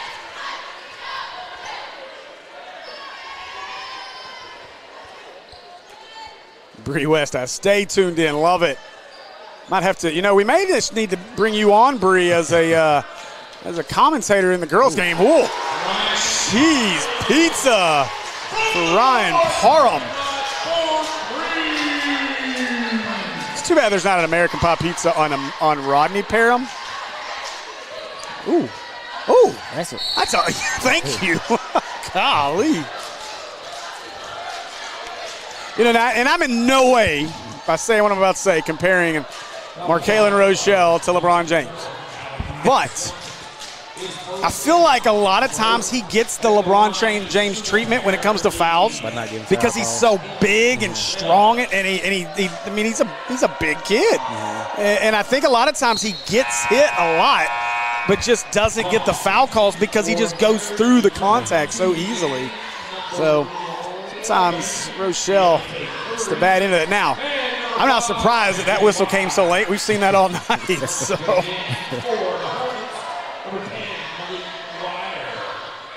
Rochelle knocks it down. Hornet lead out to 21-8.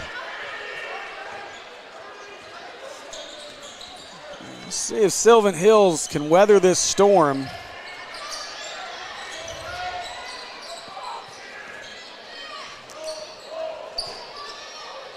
West, maybe a little flop by Lewis. West, that's a bad plan. You get so nervous you lose the ball between your legs. 3, Parham, no. And another rebound from Malik McGuire. Part of it, I think, they try and make a play on Malik so they get a little too excited and get ahead of themselves. Yeah, you see it. It's almost, you try to get him in the air, and it's almost like you get yourself tangled up instead of getting the defender in the air. Johnson. Ooh. Oh, what a power. Oh! Uh-oh. West erases the eraser. Rochelle, what a pass. What a pass. Malik McGuire with the bucket. Malik McGuire for 2.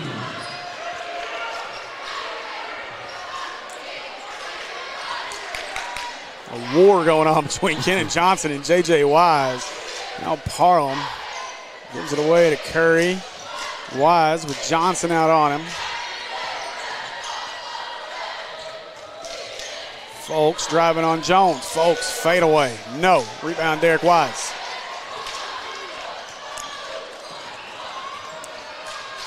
Oh, Jones 3. Oh, back iron. Lewis with the rebound. Malik. He's just so ready to go get in position for that block. He's like, oh, yeah, wait, we're still down here. Malik, though, you got to give him credit. He plays dang near every minute of every game. Mm-hmm. He gets exhausted. Oh, my. Look at, couldn't finish. Great moves by Rochelle. Silent Assassin just couldn't finish.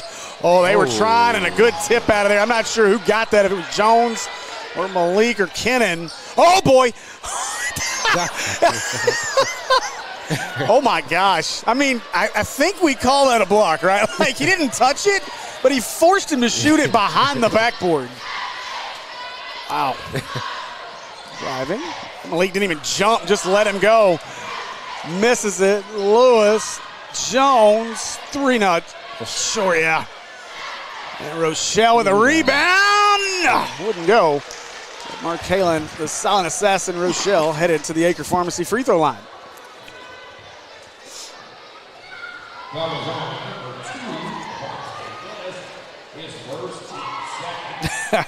Yeah, Nick, I mean, it's crazy. I remember several, Nick Robinson talking about the fouls on Rochelle and not getting called and all the contact he's got to deal with as Tillman enters for Jones.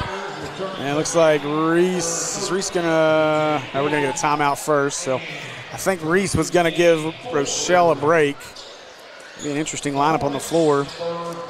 Anyway, Nick he said you said a mouthful, Steve. That's what's been all season long, and you're right. I mean, there was a few games earlier in the year where Mark Halen, I don't know that he got a foul called against or on him on a play in either game, but he left the arena with ice wrapped around his forearms and wrists because of how many swats he took, but no calls. Audibly, you can hear it through your headsets. You can hear the slaps. Just no calls, and I know that's probably Rochelle won't say it, but I think it's frustrated him a lot this year, and we've seen that from Rochelle a bit. And I cautiously say Rochelle has struggled because when you go back and look at the stats, he's still scoring almost 20 a game, and that may be where his average is. I got to look, but I mean, he silently ends up with a 18 to 25 point game, but it's been, I guess maybe the right term is it's been a little extra silent on the floor this year for Rochelle, and this is the time that we would expect Rochelle to really start taking off as we get into tournament time. Still ahead. Oh boy, that's a good play. PJ Davis chased it down. That's one of those times where Malik's got to be a little quicker. Get that ball up top.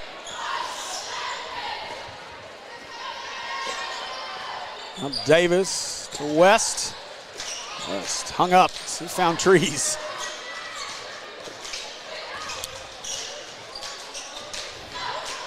That's a travel. Wow. Somehow Curry ended up with that. Davis for three. No good. Rebound Tillman.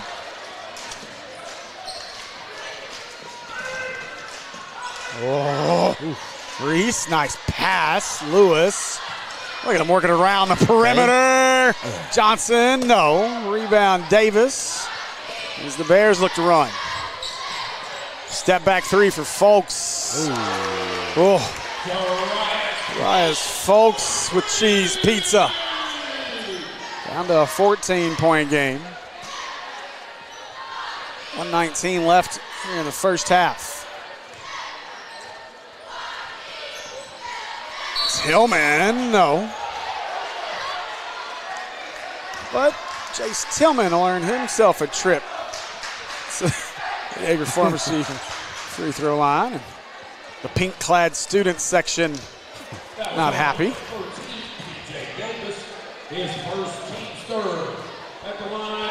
Appreciate you watching Julie Flowers. I am ready for baseball season. It's going to be a special year on the diamond, I think, for our Hornets. So excited to be able to broadcast a few games this year. And, should be a lot of fun at the ballpark. Be a good team. Should be a challenger for a state title once again.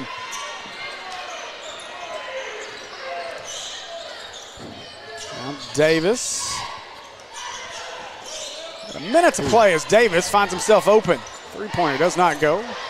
Malik, if he doesn't have 10 rebounds, he's got to be somewhere around 8 or 9. Rochelle, hesitation. He got hammered and a foul. He came out aggressive today. The one thing that I've seen a little different from Rochelle this year, too, than last year, and I don't know what it is, but it just, his ball security at times when he drives or trying to catch passes, it's almost like he's a tick ahead of himself. And we saw it as the Parkview game, we got away with it, and he was able to get buckets out of it.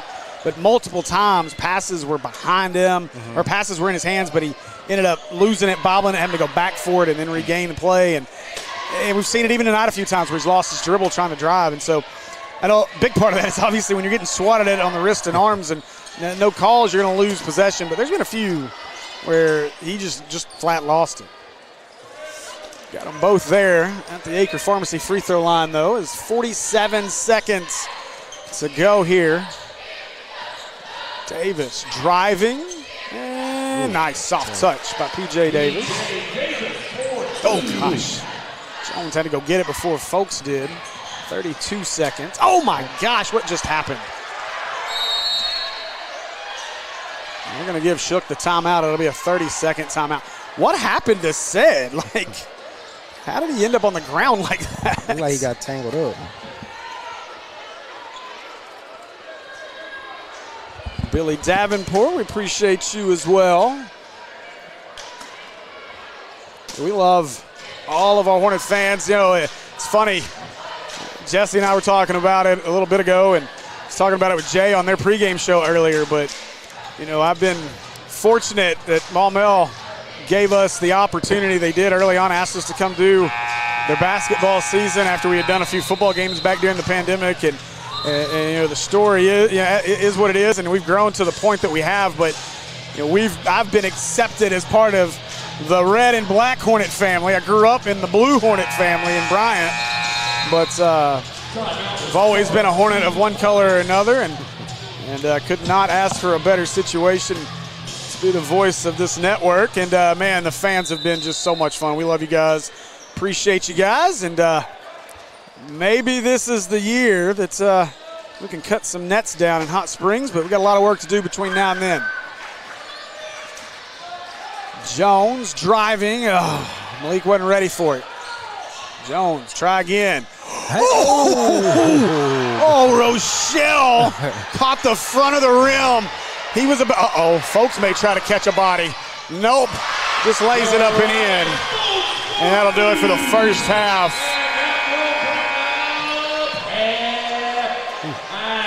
After a half, Hornets lead this one 28-15. And we will see you back here in just a few minutes with more Hornet basketball on the Maumelle Sports Network, brought to you by Natural State Sports, American Pie Pizza, and Acre Family Pharmacy.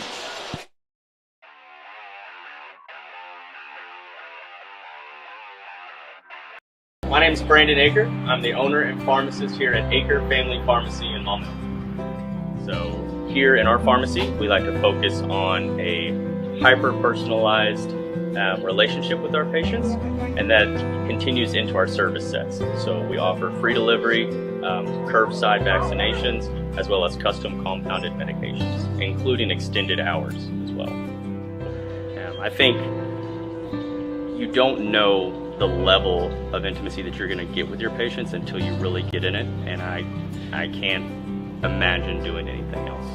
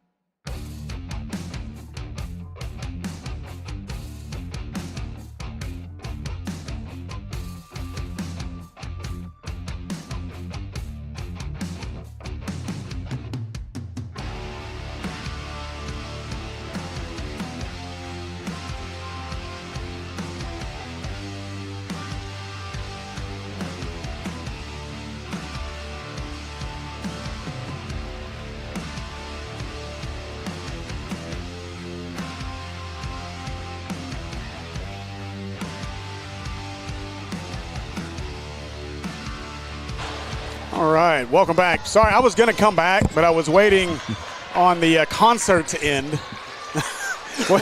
Right before tip-off and right before the start of the half, he cranks that speaker up, and that shot no good, and McGuire with a rebound. Lewis dumping into Rochelle, Curry on him.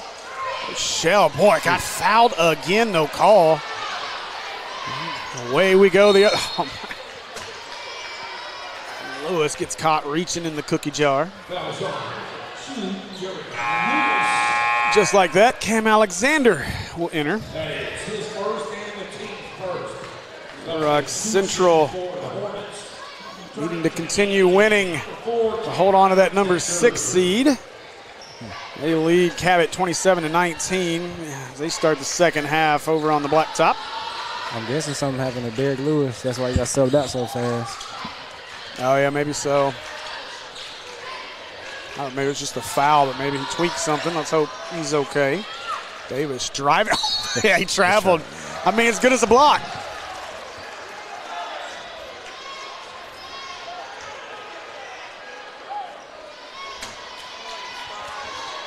Come on, Malik, move. There he goes. Look at him move now.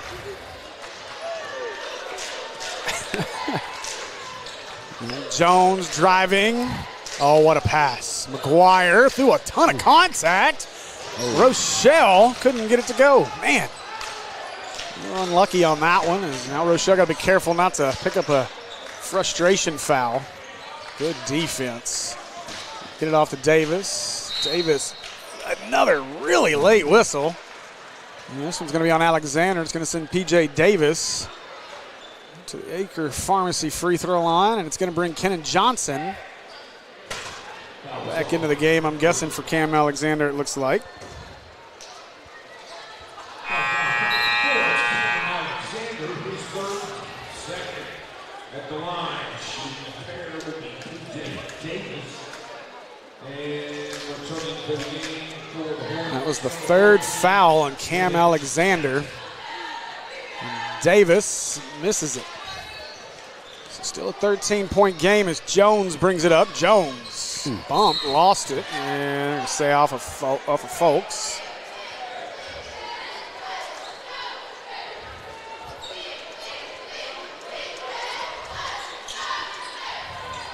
Malik. Jones got Folks in the air. And Jones with the nice little lay. Hornets back up 15. Cedric Jones is just so crafty. Yeah.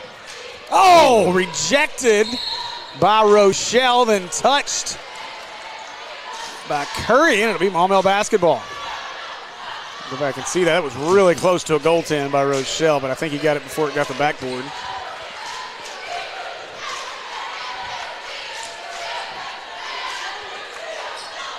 Tillman coming out for it. Johnson gives it away to McGuire. Ooh, hot pass. Jones open. Three. Oh. No good for Jones. Now Davis pushes to Folks. Darius Folks. Oh, he did. Gosh. Oh, Davis charged. Wow. What a sequence. You could hear the smack of the basketball through our headsets. Guys, we're not courtside. We're up top, and you could hear that through our headsets. Goodness gracious. Malik McGuire does it again with an eraser, his first of the night. Well, I guess maybe first official. He's had some other, what you could call block. Oh, jeez. Golly. That's the wrong sport. Now, listen, I'm going to give Coach Hill credit because that's exactly what he was coaching in their walkthrough today. He said when Rochelle comes through the middle, you meet him in the middle. That's what they did. Rochelle down the baseline, getting the bucket. And McGuire comes out of there with a rebound. Johnson floater, charge. I wasn't watching the contact. I was watching the ball float, so not sure if that was a foul or not. A charge or a block. His first, team's third. Cam Alexander, get off your phone on the bench. Jones wouldn't go for him. There's a Cameron Alexander commenting in the YouTube comments, and he said, Steve, I didn't foul him. That was a weak foul. Nice finish. Wow, oh, Rochelle. He had a rack attack on the brain, but. I think he got a memory of that when he got hung down here. Yeah. Handoff. Still holding a 15-point lead. That's where it was at the half. Parham, step back short. Go get it, Malik. Oh.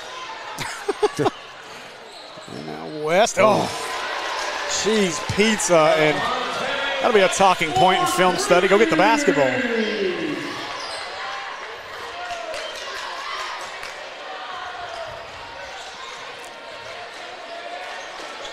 Oh, Tillman, what a move! Left hand. Wouldn't fall, and Hornet basketball. Man.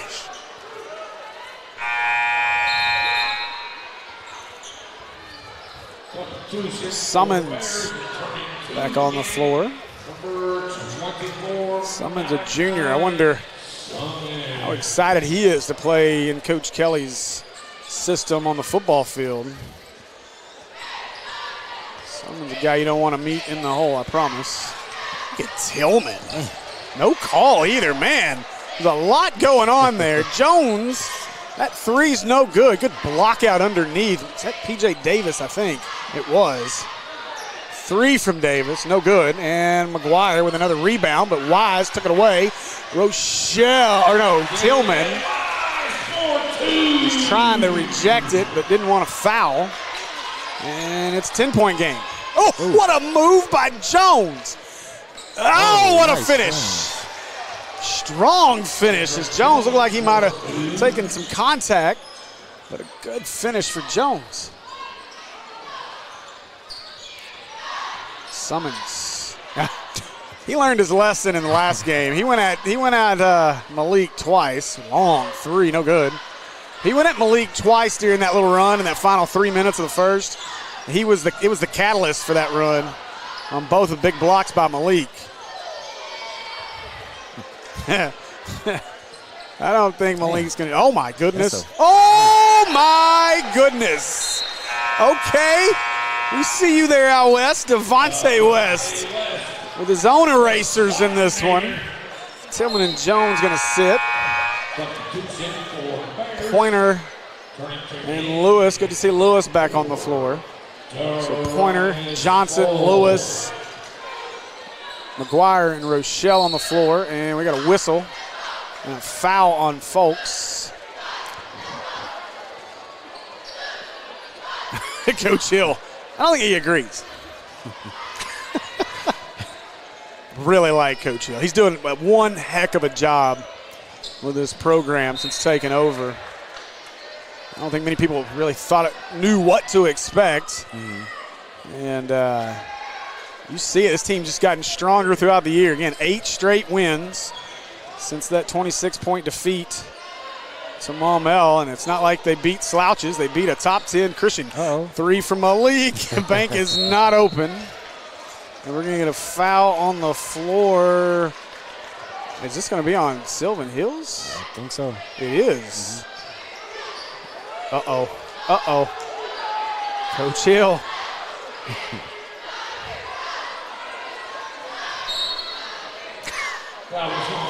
Letting them have it down there.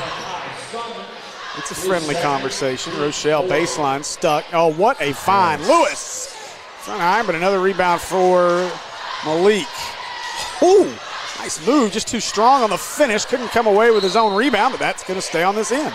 Shoot it, coach.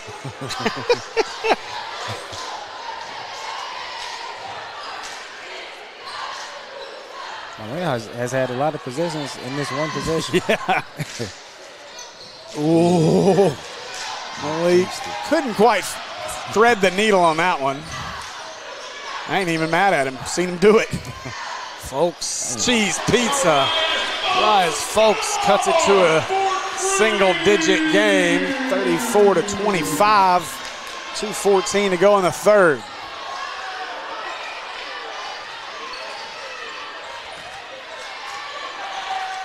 Where Lewis found Johnson. He was blocked. J.J. Wise with a block. Oh, bucket here. I'll get this Sylvan Hills crowd on their feet. Oh, Wise open three. Oh. Cheese pizzas for J.J. Wise, and it's a 6-point game. Timeout Hornets. I asked early if Sylvan Hills could weather the storm. I think they were down 21-8 at that point. Been down by as much as 15 in this game. And all of a sudden, Jesse, it's a 6-point ball game. Yes, that's part of the reason why they on the 8-game win streak. They've been able to weather storms maybe and just keep fighting through. Yeah. Well, again, you go back to Catholic. You know, this team's done really well in the third. In the third, they were down 13 to Catholic, came back and won that game by 6, I believe. Again, people are just out there talking, okay, Sylvan Hills are going to be one of those 4 from the Central. It's a good team. They're playing really good. You got a chance to be one of the 4. Look, a win here, you got a chance to be the 1 of the 2. I mean, if you could hand Maumelle their second loss, Sylvan Hills sitting with 3 losses right now. Then you get Maumelle's got Christian, so you could hand a second loss there. You just need one of them to lose one more time. You own the tiebreaker. I mean, which they cannot, I guess technically they cannot take the tiebreaker from us because unless somehow they were to come back and beat us by 27, because we beat them by 26. But either way, this is a team that, looking potentially for a top 2 seed. They keep this streak going. Now Tillman through contact. How in the world did he get that up and in? That's tough. What did he just call him? I don't know. Davis, nifty finish. P.J. Davis. Lewis, Parham all over him. Lewis struggling with his dribble.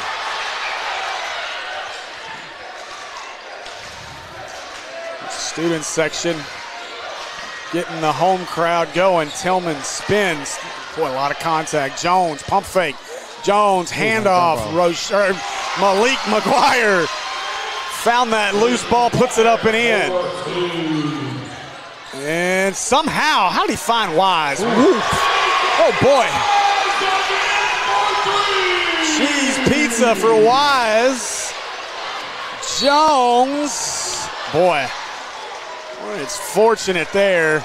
Jones went 1-on-5. He had no help down the floor. Malik looks exhausted back here by midcourt. Jones able to draw a foul and head to the Acre Pharmacy free throw line. But again, it is a 5-point game. J.J. Wise has gotten hot here in this third. First free throw is up and good for Jones. Substitution for the Bears returning to the game, number 15, Morris.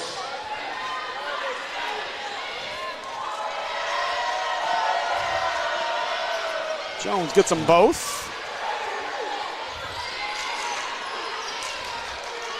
The Hornets going to bring some press, yeah. Summons. Reach. Oh. Malik. Good job by Summons to get Malik in the air, and all Malik had to do is, you see Derek Lewis giving him some on-the-court coaching. All he do is stand up. Summons isn't going to go over you.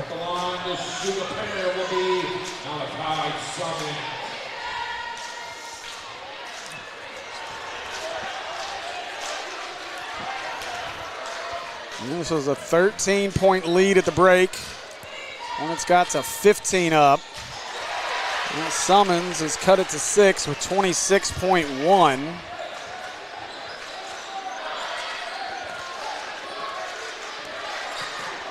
Both these teams credit. Hornets haven't been able to run as much as they'd like. That's a credit to what Sylvan Hills has done defensively. P.J. Davis poked it away, but saves it to Jones. Ahead to Tillman. 8 to shoot it. Back to Tillman. They'll reset with 6. Tillman short on the jumper, out of bounds. Hornet basketball. Oh, no. Thought that was off a Bear, and Mama down there thought that was off a Bear too. Mama about to turn into Mama Bear. Davis from half court, short. And we got a ball game after 3. Hornets lead at 40-34. And we'll be back with the final quarter here in just a couple minutes on the Maumelle Sports Network. Brought to you by Natural State Sports.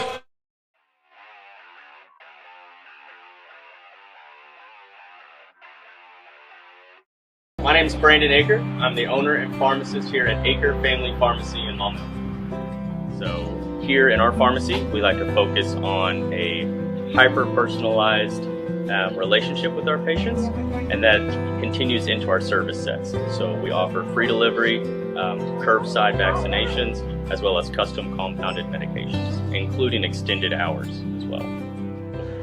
I think you don't know the level of intimacy that you're going to get with your patients until you really get in it, and I can't imagine doing anything else.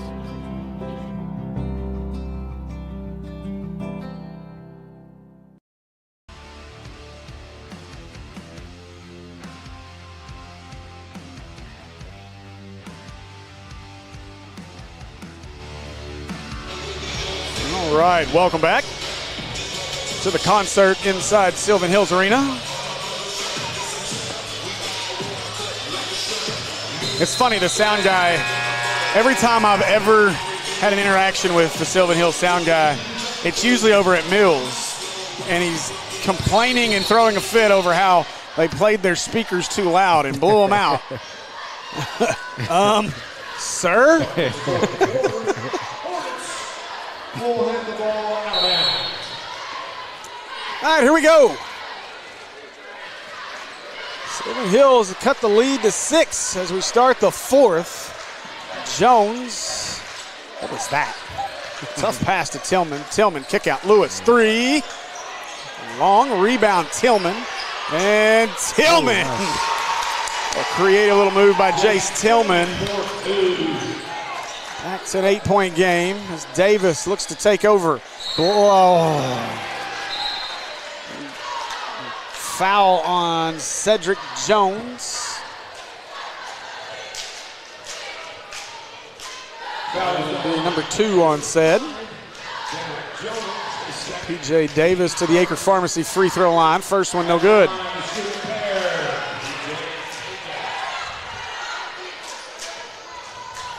A great number of you guys watching us. Appreciate you guys. Make sure you subscribe to the channel if you haven't already. It's crazy the number of viewers we have who have not subscribed to the channel. I don't know why you wouldn't. They're like 3rd in network numbers, which is just unacceptable in my opinion as the OG network. Lewis, another open look. Pazuki! Eric Lewis, some 4th quarter dessert. And Summons rejected the eraser, erases it, finds Jones on the outlet. And Jones couldn't finish. Good D by J.J. Wise. And we'll go back the other way, still a 10-point game.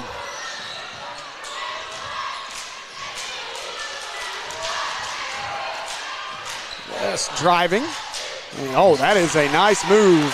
Devontae West. Use that right hand to get up and around Malik. Tillman may have got away with a push-off. No good on the bucket. Normally going to get called for that when you get that arm extension, so fortunate for Tillman. Wise, he's got another look. Oh my gosh. We're going to get a foul on Summons, and let's hope Malik's back is okay. That's the last thing he needs.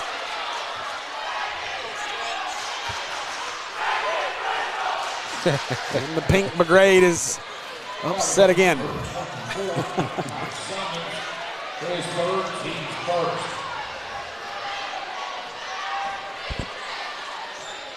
Jones will casually bring it up the floor. And Tillman, boy, good denial by Wise. Jones, what a move. Oh, he wasn't ready. Oh, Malik. That's the one piece, man. I wish he'd just find that confidence in his offensive game, because that's that moment. There you go. To the bucket, around Wise, and good. There you go, Malik.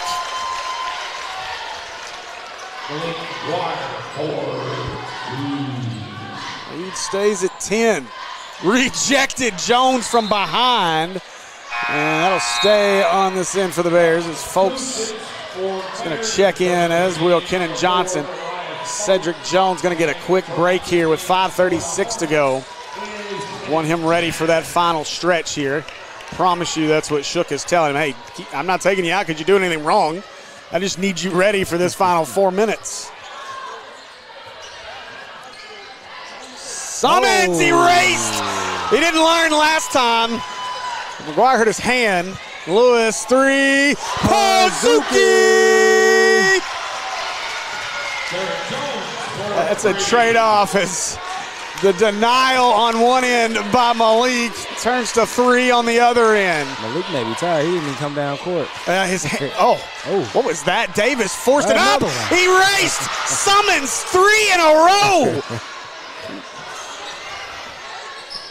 Johnson for 3. Oh. But Malik got the offensive rebound. Okay, yeah, and Malik's just exhausted now, yeah. Malik needs a minute.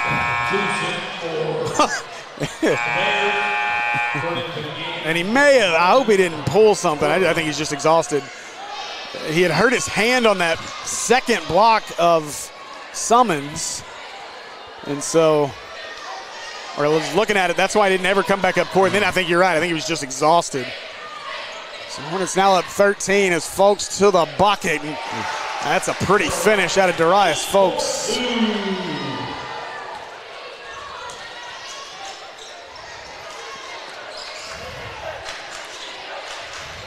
Johnson driving, floater, good, and one. No! Goodness gracious. Oh, no, okay, they gave it to him. All right. Some of these officials, they give you the bucket good, and it looks a lot like the charge call. And so the and one is good. And so Kenan Johnson will be at the Acre Pharmacy free throw line after this timeout. And so he'll try to pick himself up a boutique item. You can pick up a boutique item. 1900 Club Manor Drive. Right there in Maumelle. It's right in the middle of everything by the Splash Car Wash. So for all your pharmaceutical needs, as well as any other thing you need in the prescription department, you'll see our friends over at Acre Family Pharmacy. And then, like I said, they got a great little boutique as well. And some cool little items in there. I've gotten a few pair of my socks that I like to wear to the games, although so far right now, the shoes are officially 5-0 at Maumelle boys games.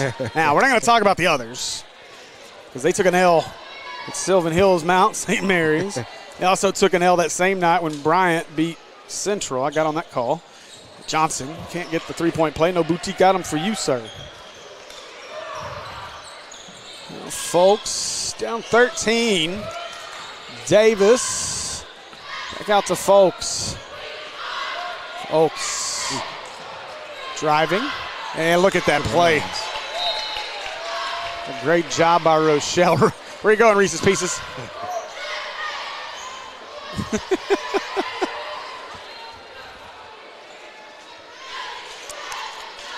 By the way, I'm going to do some editing to his starting lineup picture. I really hope Shook starts him at some point here soon. Davis. And Rochelle again. That's a foul. Thank you.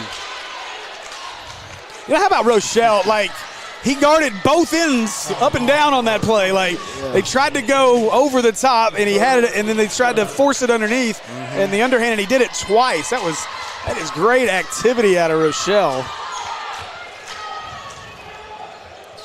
And so Tillman will inbound. That was the third foul on Davis. Tillman will operate the offense. Johnson, that's a foul. Bucket doesn't go. That's going to be a 4th foul, though, on P.J. Davis. It'll be baseline out of bounds, as Davis just came crashing through that screen.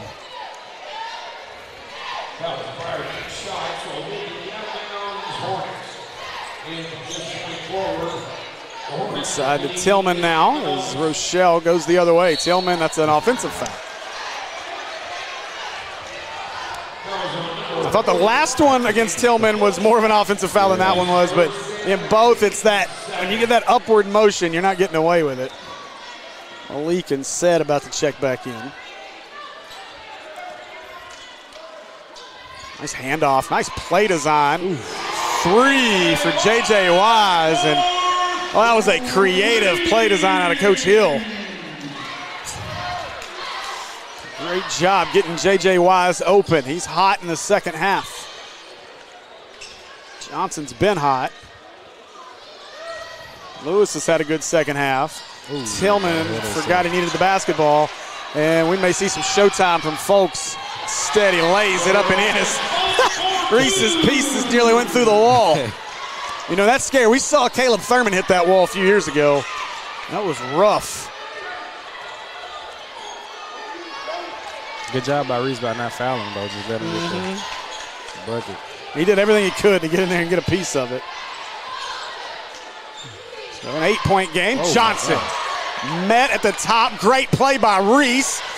And somehow Reese gets it in the corner. Oh, left it short. Up ahead, Lewis trying to outrun him. It's a push by Folks, no call. And Folks, no call. And somehow West got the bucket. And West is hurt. And my goodness, Jesse, like, what do you got to do to get a foul? I mean, both the ends of the floor. Yeah. Like, I thought for sure we had a foul down here. And then I was for sure Folks was going to get a foul call. And I'll say this, the only thing consistent about this officiating crew is that they're consistently inconsistent. This has not been the best effort out of an officiating crew this year. And again, I'm saying both ways here is Folks hammered, hit the floor hard. And after all that, it's Maumelle basketball. 2:20 to play and up 6. Man. McGuire. Ooh, no look to Tillman in the corner. Too much on it. Rebound Davis. And here's a big opportunity for the Bears. Davis, handoff, 3 on the way for Morris, and he got it. Keenan Morris, cheese pizza. It's a 3-point ball game. That's a 10-0 run. All of a sudden for the Bears, and this Bears crowd is woken up from hibernation. Jones inside, nice play. Rochelle lost it on the way up. Rochelle got hammered, hacked again with no call. And again, suddenly, what was a ticky-tack foul game, now you can tackle people and not get a call. Davis. What? No, what? Oh my, what are we doing? Gee whiz. I mean, talk about picking and choosing your moments as an official. So J.J. Wise with a chance to tie the ball game. First one is good.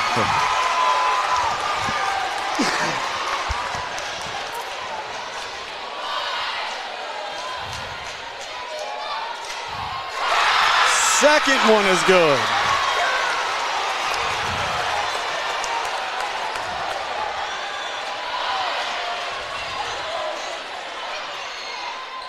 Missed it. Malik with the rebound. Jones will operate.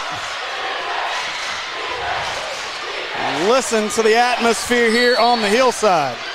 Whistle, foul. That's 5 on Davis. Davis's night is done. He was called for the bear hug.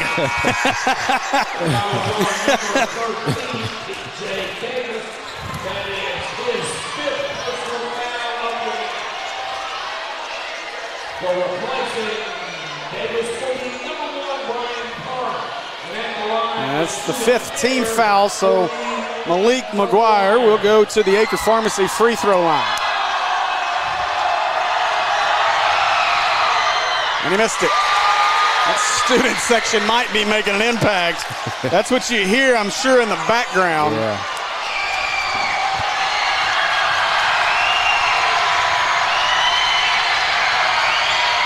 And he got it. And Malik calmly knocks down the second one. And it's back up by 2.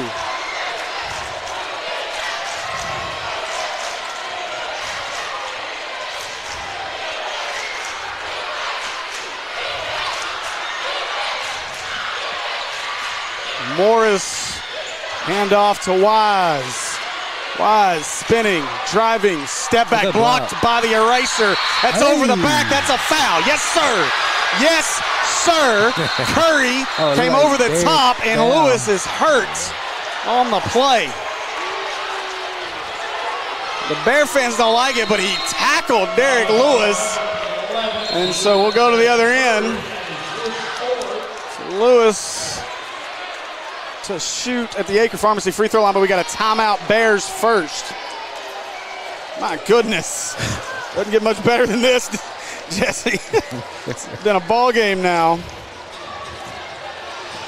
And again, I was going to say earlier, you know, came into the 4th only up 5. And then halfway through the 4th, we're up 13. And then before I could say, great response by the Hornets. Good job getting spreading, you know, extending your lead. All of a sudden, it's a 1-point ball game as Sylvan Hills has stormed back. And now a 2-point game with 44.2 seconds. And Derek Lewis will be at the Acre Pharmacy free throw line out of the timeout. Yeah, I was gonna say I've been treated to some good games since I've been calling. We're fortunate now. I mean, we've got some good ones across the networks, and of course 5A Central. Maybe a little bit of a down year this year. It's certainly top heavy with Little Rock Christian and Maumelle, and now you gotta put Sylvan Hills in that category. Again, outside of the last loss to Maumelle, they beat Christian.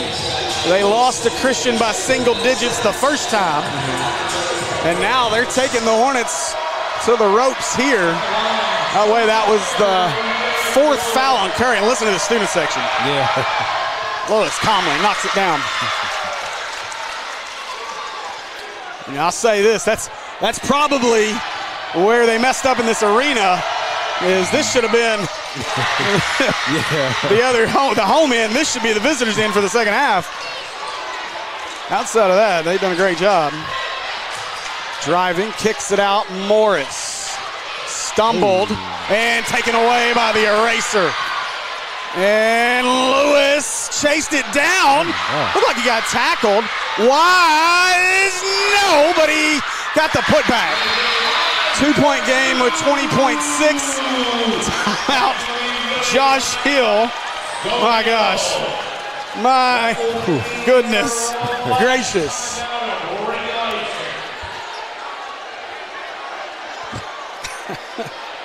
This is going to be a fun highlight package to put together because I'm going to be able to take Jay Burr on that side and us on this side. It's going to be a lot of fun to put that montage together.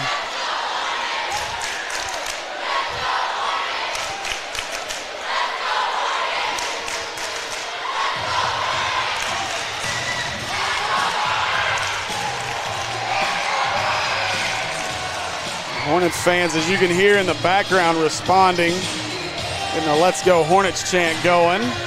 So the sound guy decides to drown it out with some music.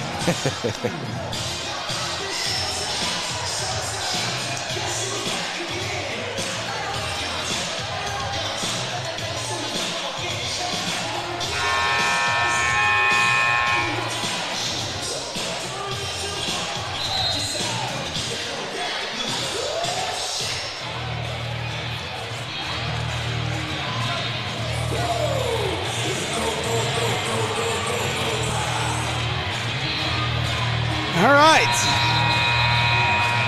So here we go. Now, Hornets have a couple of fouls to give here. They got 3 fouls.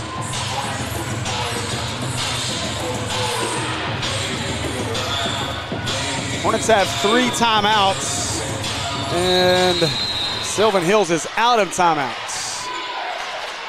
Tillman, timeout. And you're going to get the timeout, yep. And we've got a timeout, Hornets. Coach Shook was standing right down here by the official, watching the count.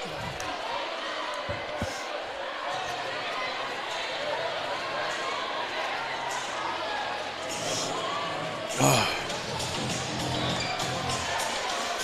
tell you what, though, give this Sylvan Hills team all kinds of credit. Yeah.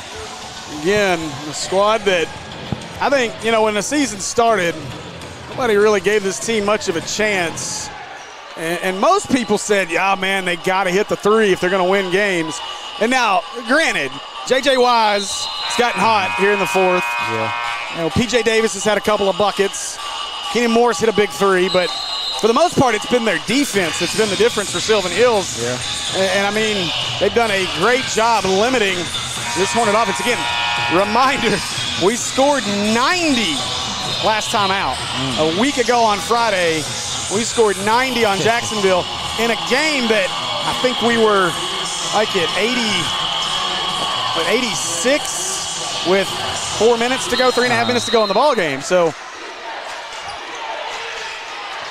Malik catch. Oh, look at the pass. Rochelle now back it out, and he does. Finds Lewis. Now Lewis, he's fouled. So great job, heady basketball by the Hornets. Foul is on number 5, J.J. Wise. Now, you got to give the senior Derek Lewis a ton of credit here because most guys would have jacked that wide open 3 from the wing up. Yeah. And Mark Halen by pulling it out, too, yeah. Instead, Lewis takes a trip to the Acre Pharmacy free throw line, calmly knocks down the first. Tillman is waiting on the bird dogging J.J. Wise back here in the corner. Folks makes the catch, 4-point game. Folks asking for help. He's got to go, 9 seconds. Folks, oh, what a block. What an incredible block by Malik. Wise misses it, gets it back, puts it up. No good. Rebound, Tillman. Hornets come into the hillside and leave victorious. Final, Hornets 57, Sylvan Hills 53. And my goodness gracious, what a battle here on the hillside. That was one heck of a ball game, Jesse. Yeah, that was a thrilling ending. And they came back. So that's how you can tell they got that win streak. They didn't give up. They came back, fought. Ooh, that was a good one. Man, I tell you what, that was fun. But, you know, I don't know how many times I've said it this season. But this Malik McGuire kid, he makes wow plays like every single game. Like every game. There's something he does where you just go, wow. He did it again. That block of that 3 down here, that was impressive to not foul him on the 3. Yeah. Just another impressive game there. And, man, what a win for the Hornets here. A much-needed win, obviously, as that'll get them to 11-1. And, you know, this is, again, I was talking about it just before that final play. Hang on as I try to focus on updating Twitter real quick. Get the final score up. But, so, anyway, made myself lose my train of thought. But, again, we talked, this was a back-and-forth battle and a back-and-forth affair throughout. Hornets kind of in control when we got to the half. You know, they got up big. And then this Bear team storms back, get us to within 5 at the end of the 3rd. We go to the final quarter, and Hornets pulled away there for a minute, got back up 13, and again, Sylvan Hills continues to fight. This is, you know, we talk about the hierarchy of the 5A Central, and there was obviously eventually going to be a natural pecking order that was going to come out in the Central. And coming into tonight, Little Rock Christian 10-1. And then, of course, Maumelle 10-1. Sylvan Hills was 9-3. Greenbrier 7-5. Catholic 6-6. And then you got Valonia at 4-7, and Jacksonville 4-8, still with a puncher's chance to get in. And Parkview and BB 2-10, 0-11. They are out of contention. And so you wondered who was going to be next in that pecking order. Greenbrier started the season really hot, and they had one loss coming into the first matchup with Maumelle, and Maumelle dispatched of them fairly easily. And then Sylvan Hills came in, and they'd been struggling throughout the year.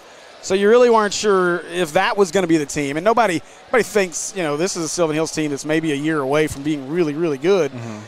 And then they go on this run after losing by 26. So you wonder who is the 3 and the 4, because it's obviously right now it's Little Rock Christian and Maumelle. Right now Little Rock Christian, owns that because they beat us. Mm-hmm. But it's Little Rock Christian, Maumelle, and then who's next? I think Sylvan Hills proved tonight that they are the third best team in this conference, mm-hmm. and can play with anybody, which means – and they played a Benton team earlier in the year. Benton right now number 2 in the state. And then that probably one of the – they're the best team in 5A right now and a favorite to win a state championship. And this Sylvan Hills team played them to the ropes. Mm-hmm. And so, I mean, this is a good squad. And when they hit shots, man, they're dangerous. And you saw it tonight in the fourth. Yeah. When the game first started, I kind of thought Maumelle probably would have got out on them how the game started, but like you said, Sylvan Hills didn't give up and came back, because how it was looking, Maumelle came out hot, was knocking down shots, got up big, but Sylvan Hills fought back, and I guess they proven themselves as like they can compete with the top ranks in the conference. Yeah, no doubt. I think they're going to make a lot of noise in the postseason. And hey, listen, guys, we didn't talk about it tonight, but I got to mention it now. Obviously, we want to be able to follow these teams into the postseason, and those trips are Greene County Tech. We are looking for sponsors for our postseason broadcast. So if you would be interested in sponsoring our postseason broadcast, please let us know, and we would be happy to talk with you about what options and packages we have. But again, please reach out, 501-960-2255. That's my cell number, and I can get you more information. You can shoot me a text, or you can give me a call, and I will send that over. All right. Well, that is going to do it for us tonight here from the Hillside. Again, Maumelle victorious 57-53 in a top 20 matchup. And we learned a lot about this team. We learned a lot about the resolve and the fight of this team. And, again, they can just continue to prove each week just how good they are. And next week they got to prove it week. Greenbrier on Monday night. Again, Tuesday night not happening. We've moved up to Monday because of the weather. And then on Friday, it'll be the final home game of the season. I've already challenged our students. I told them I need them to fill up the student section, but I'm going to line the stands with cheese pizzas and Pazookies.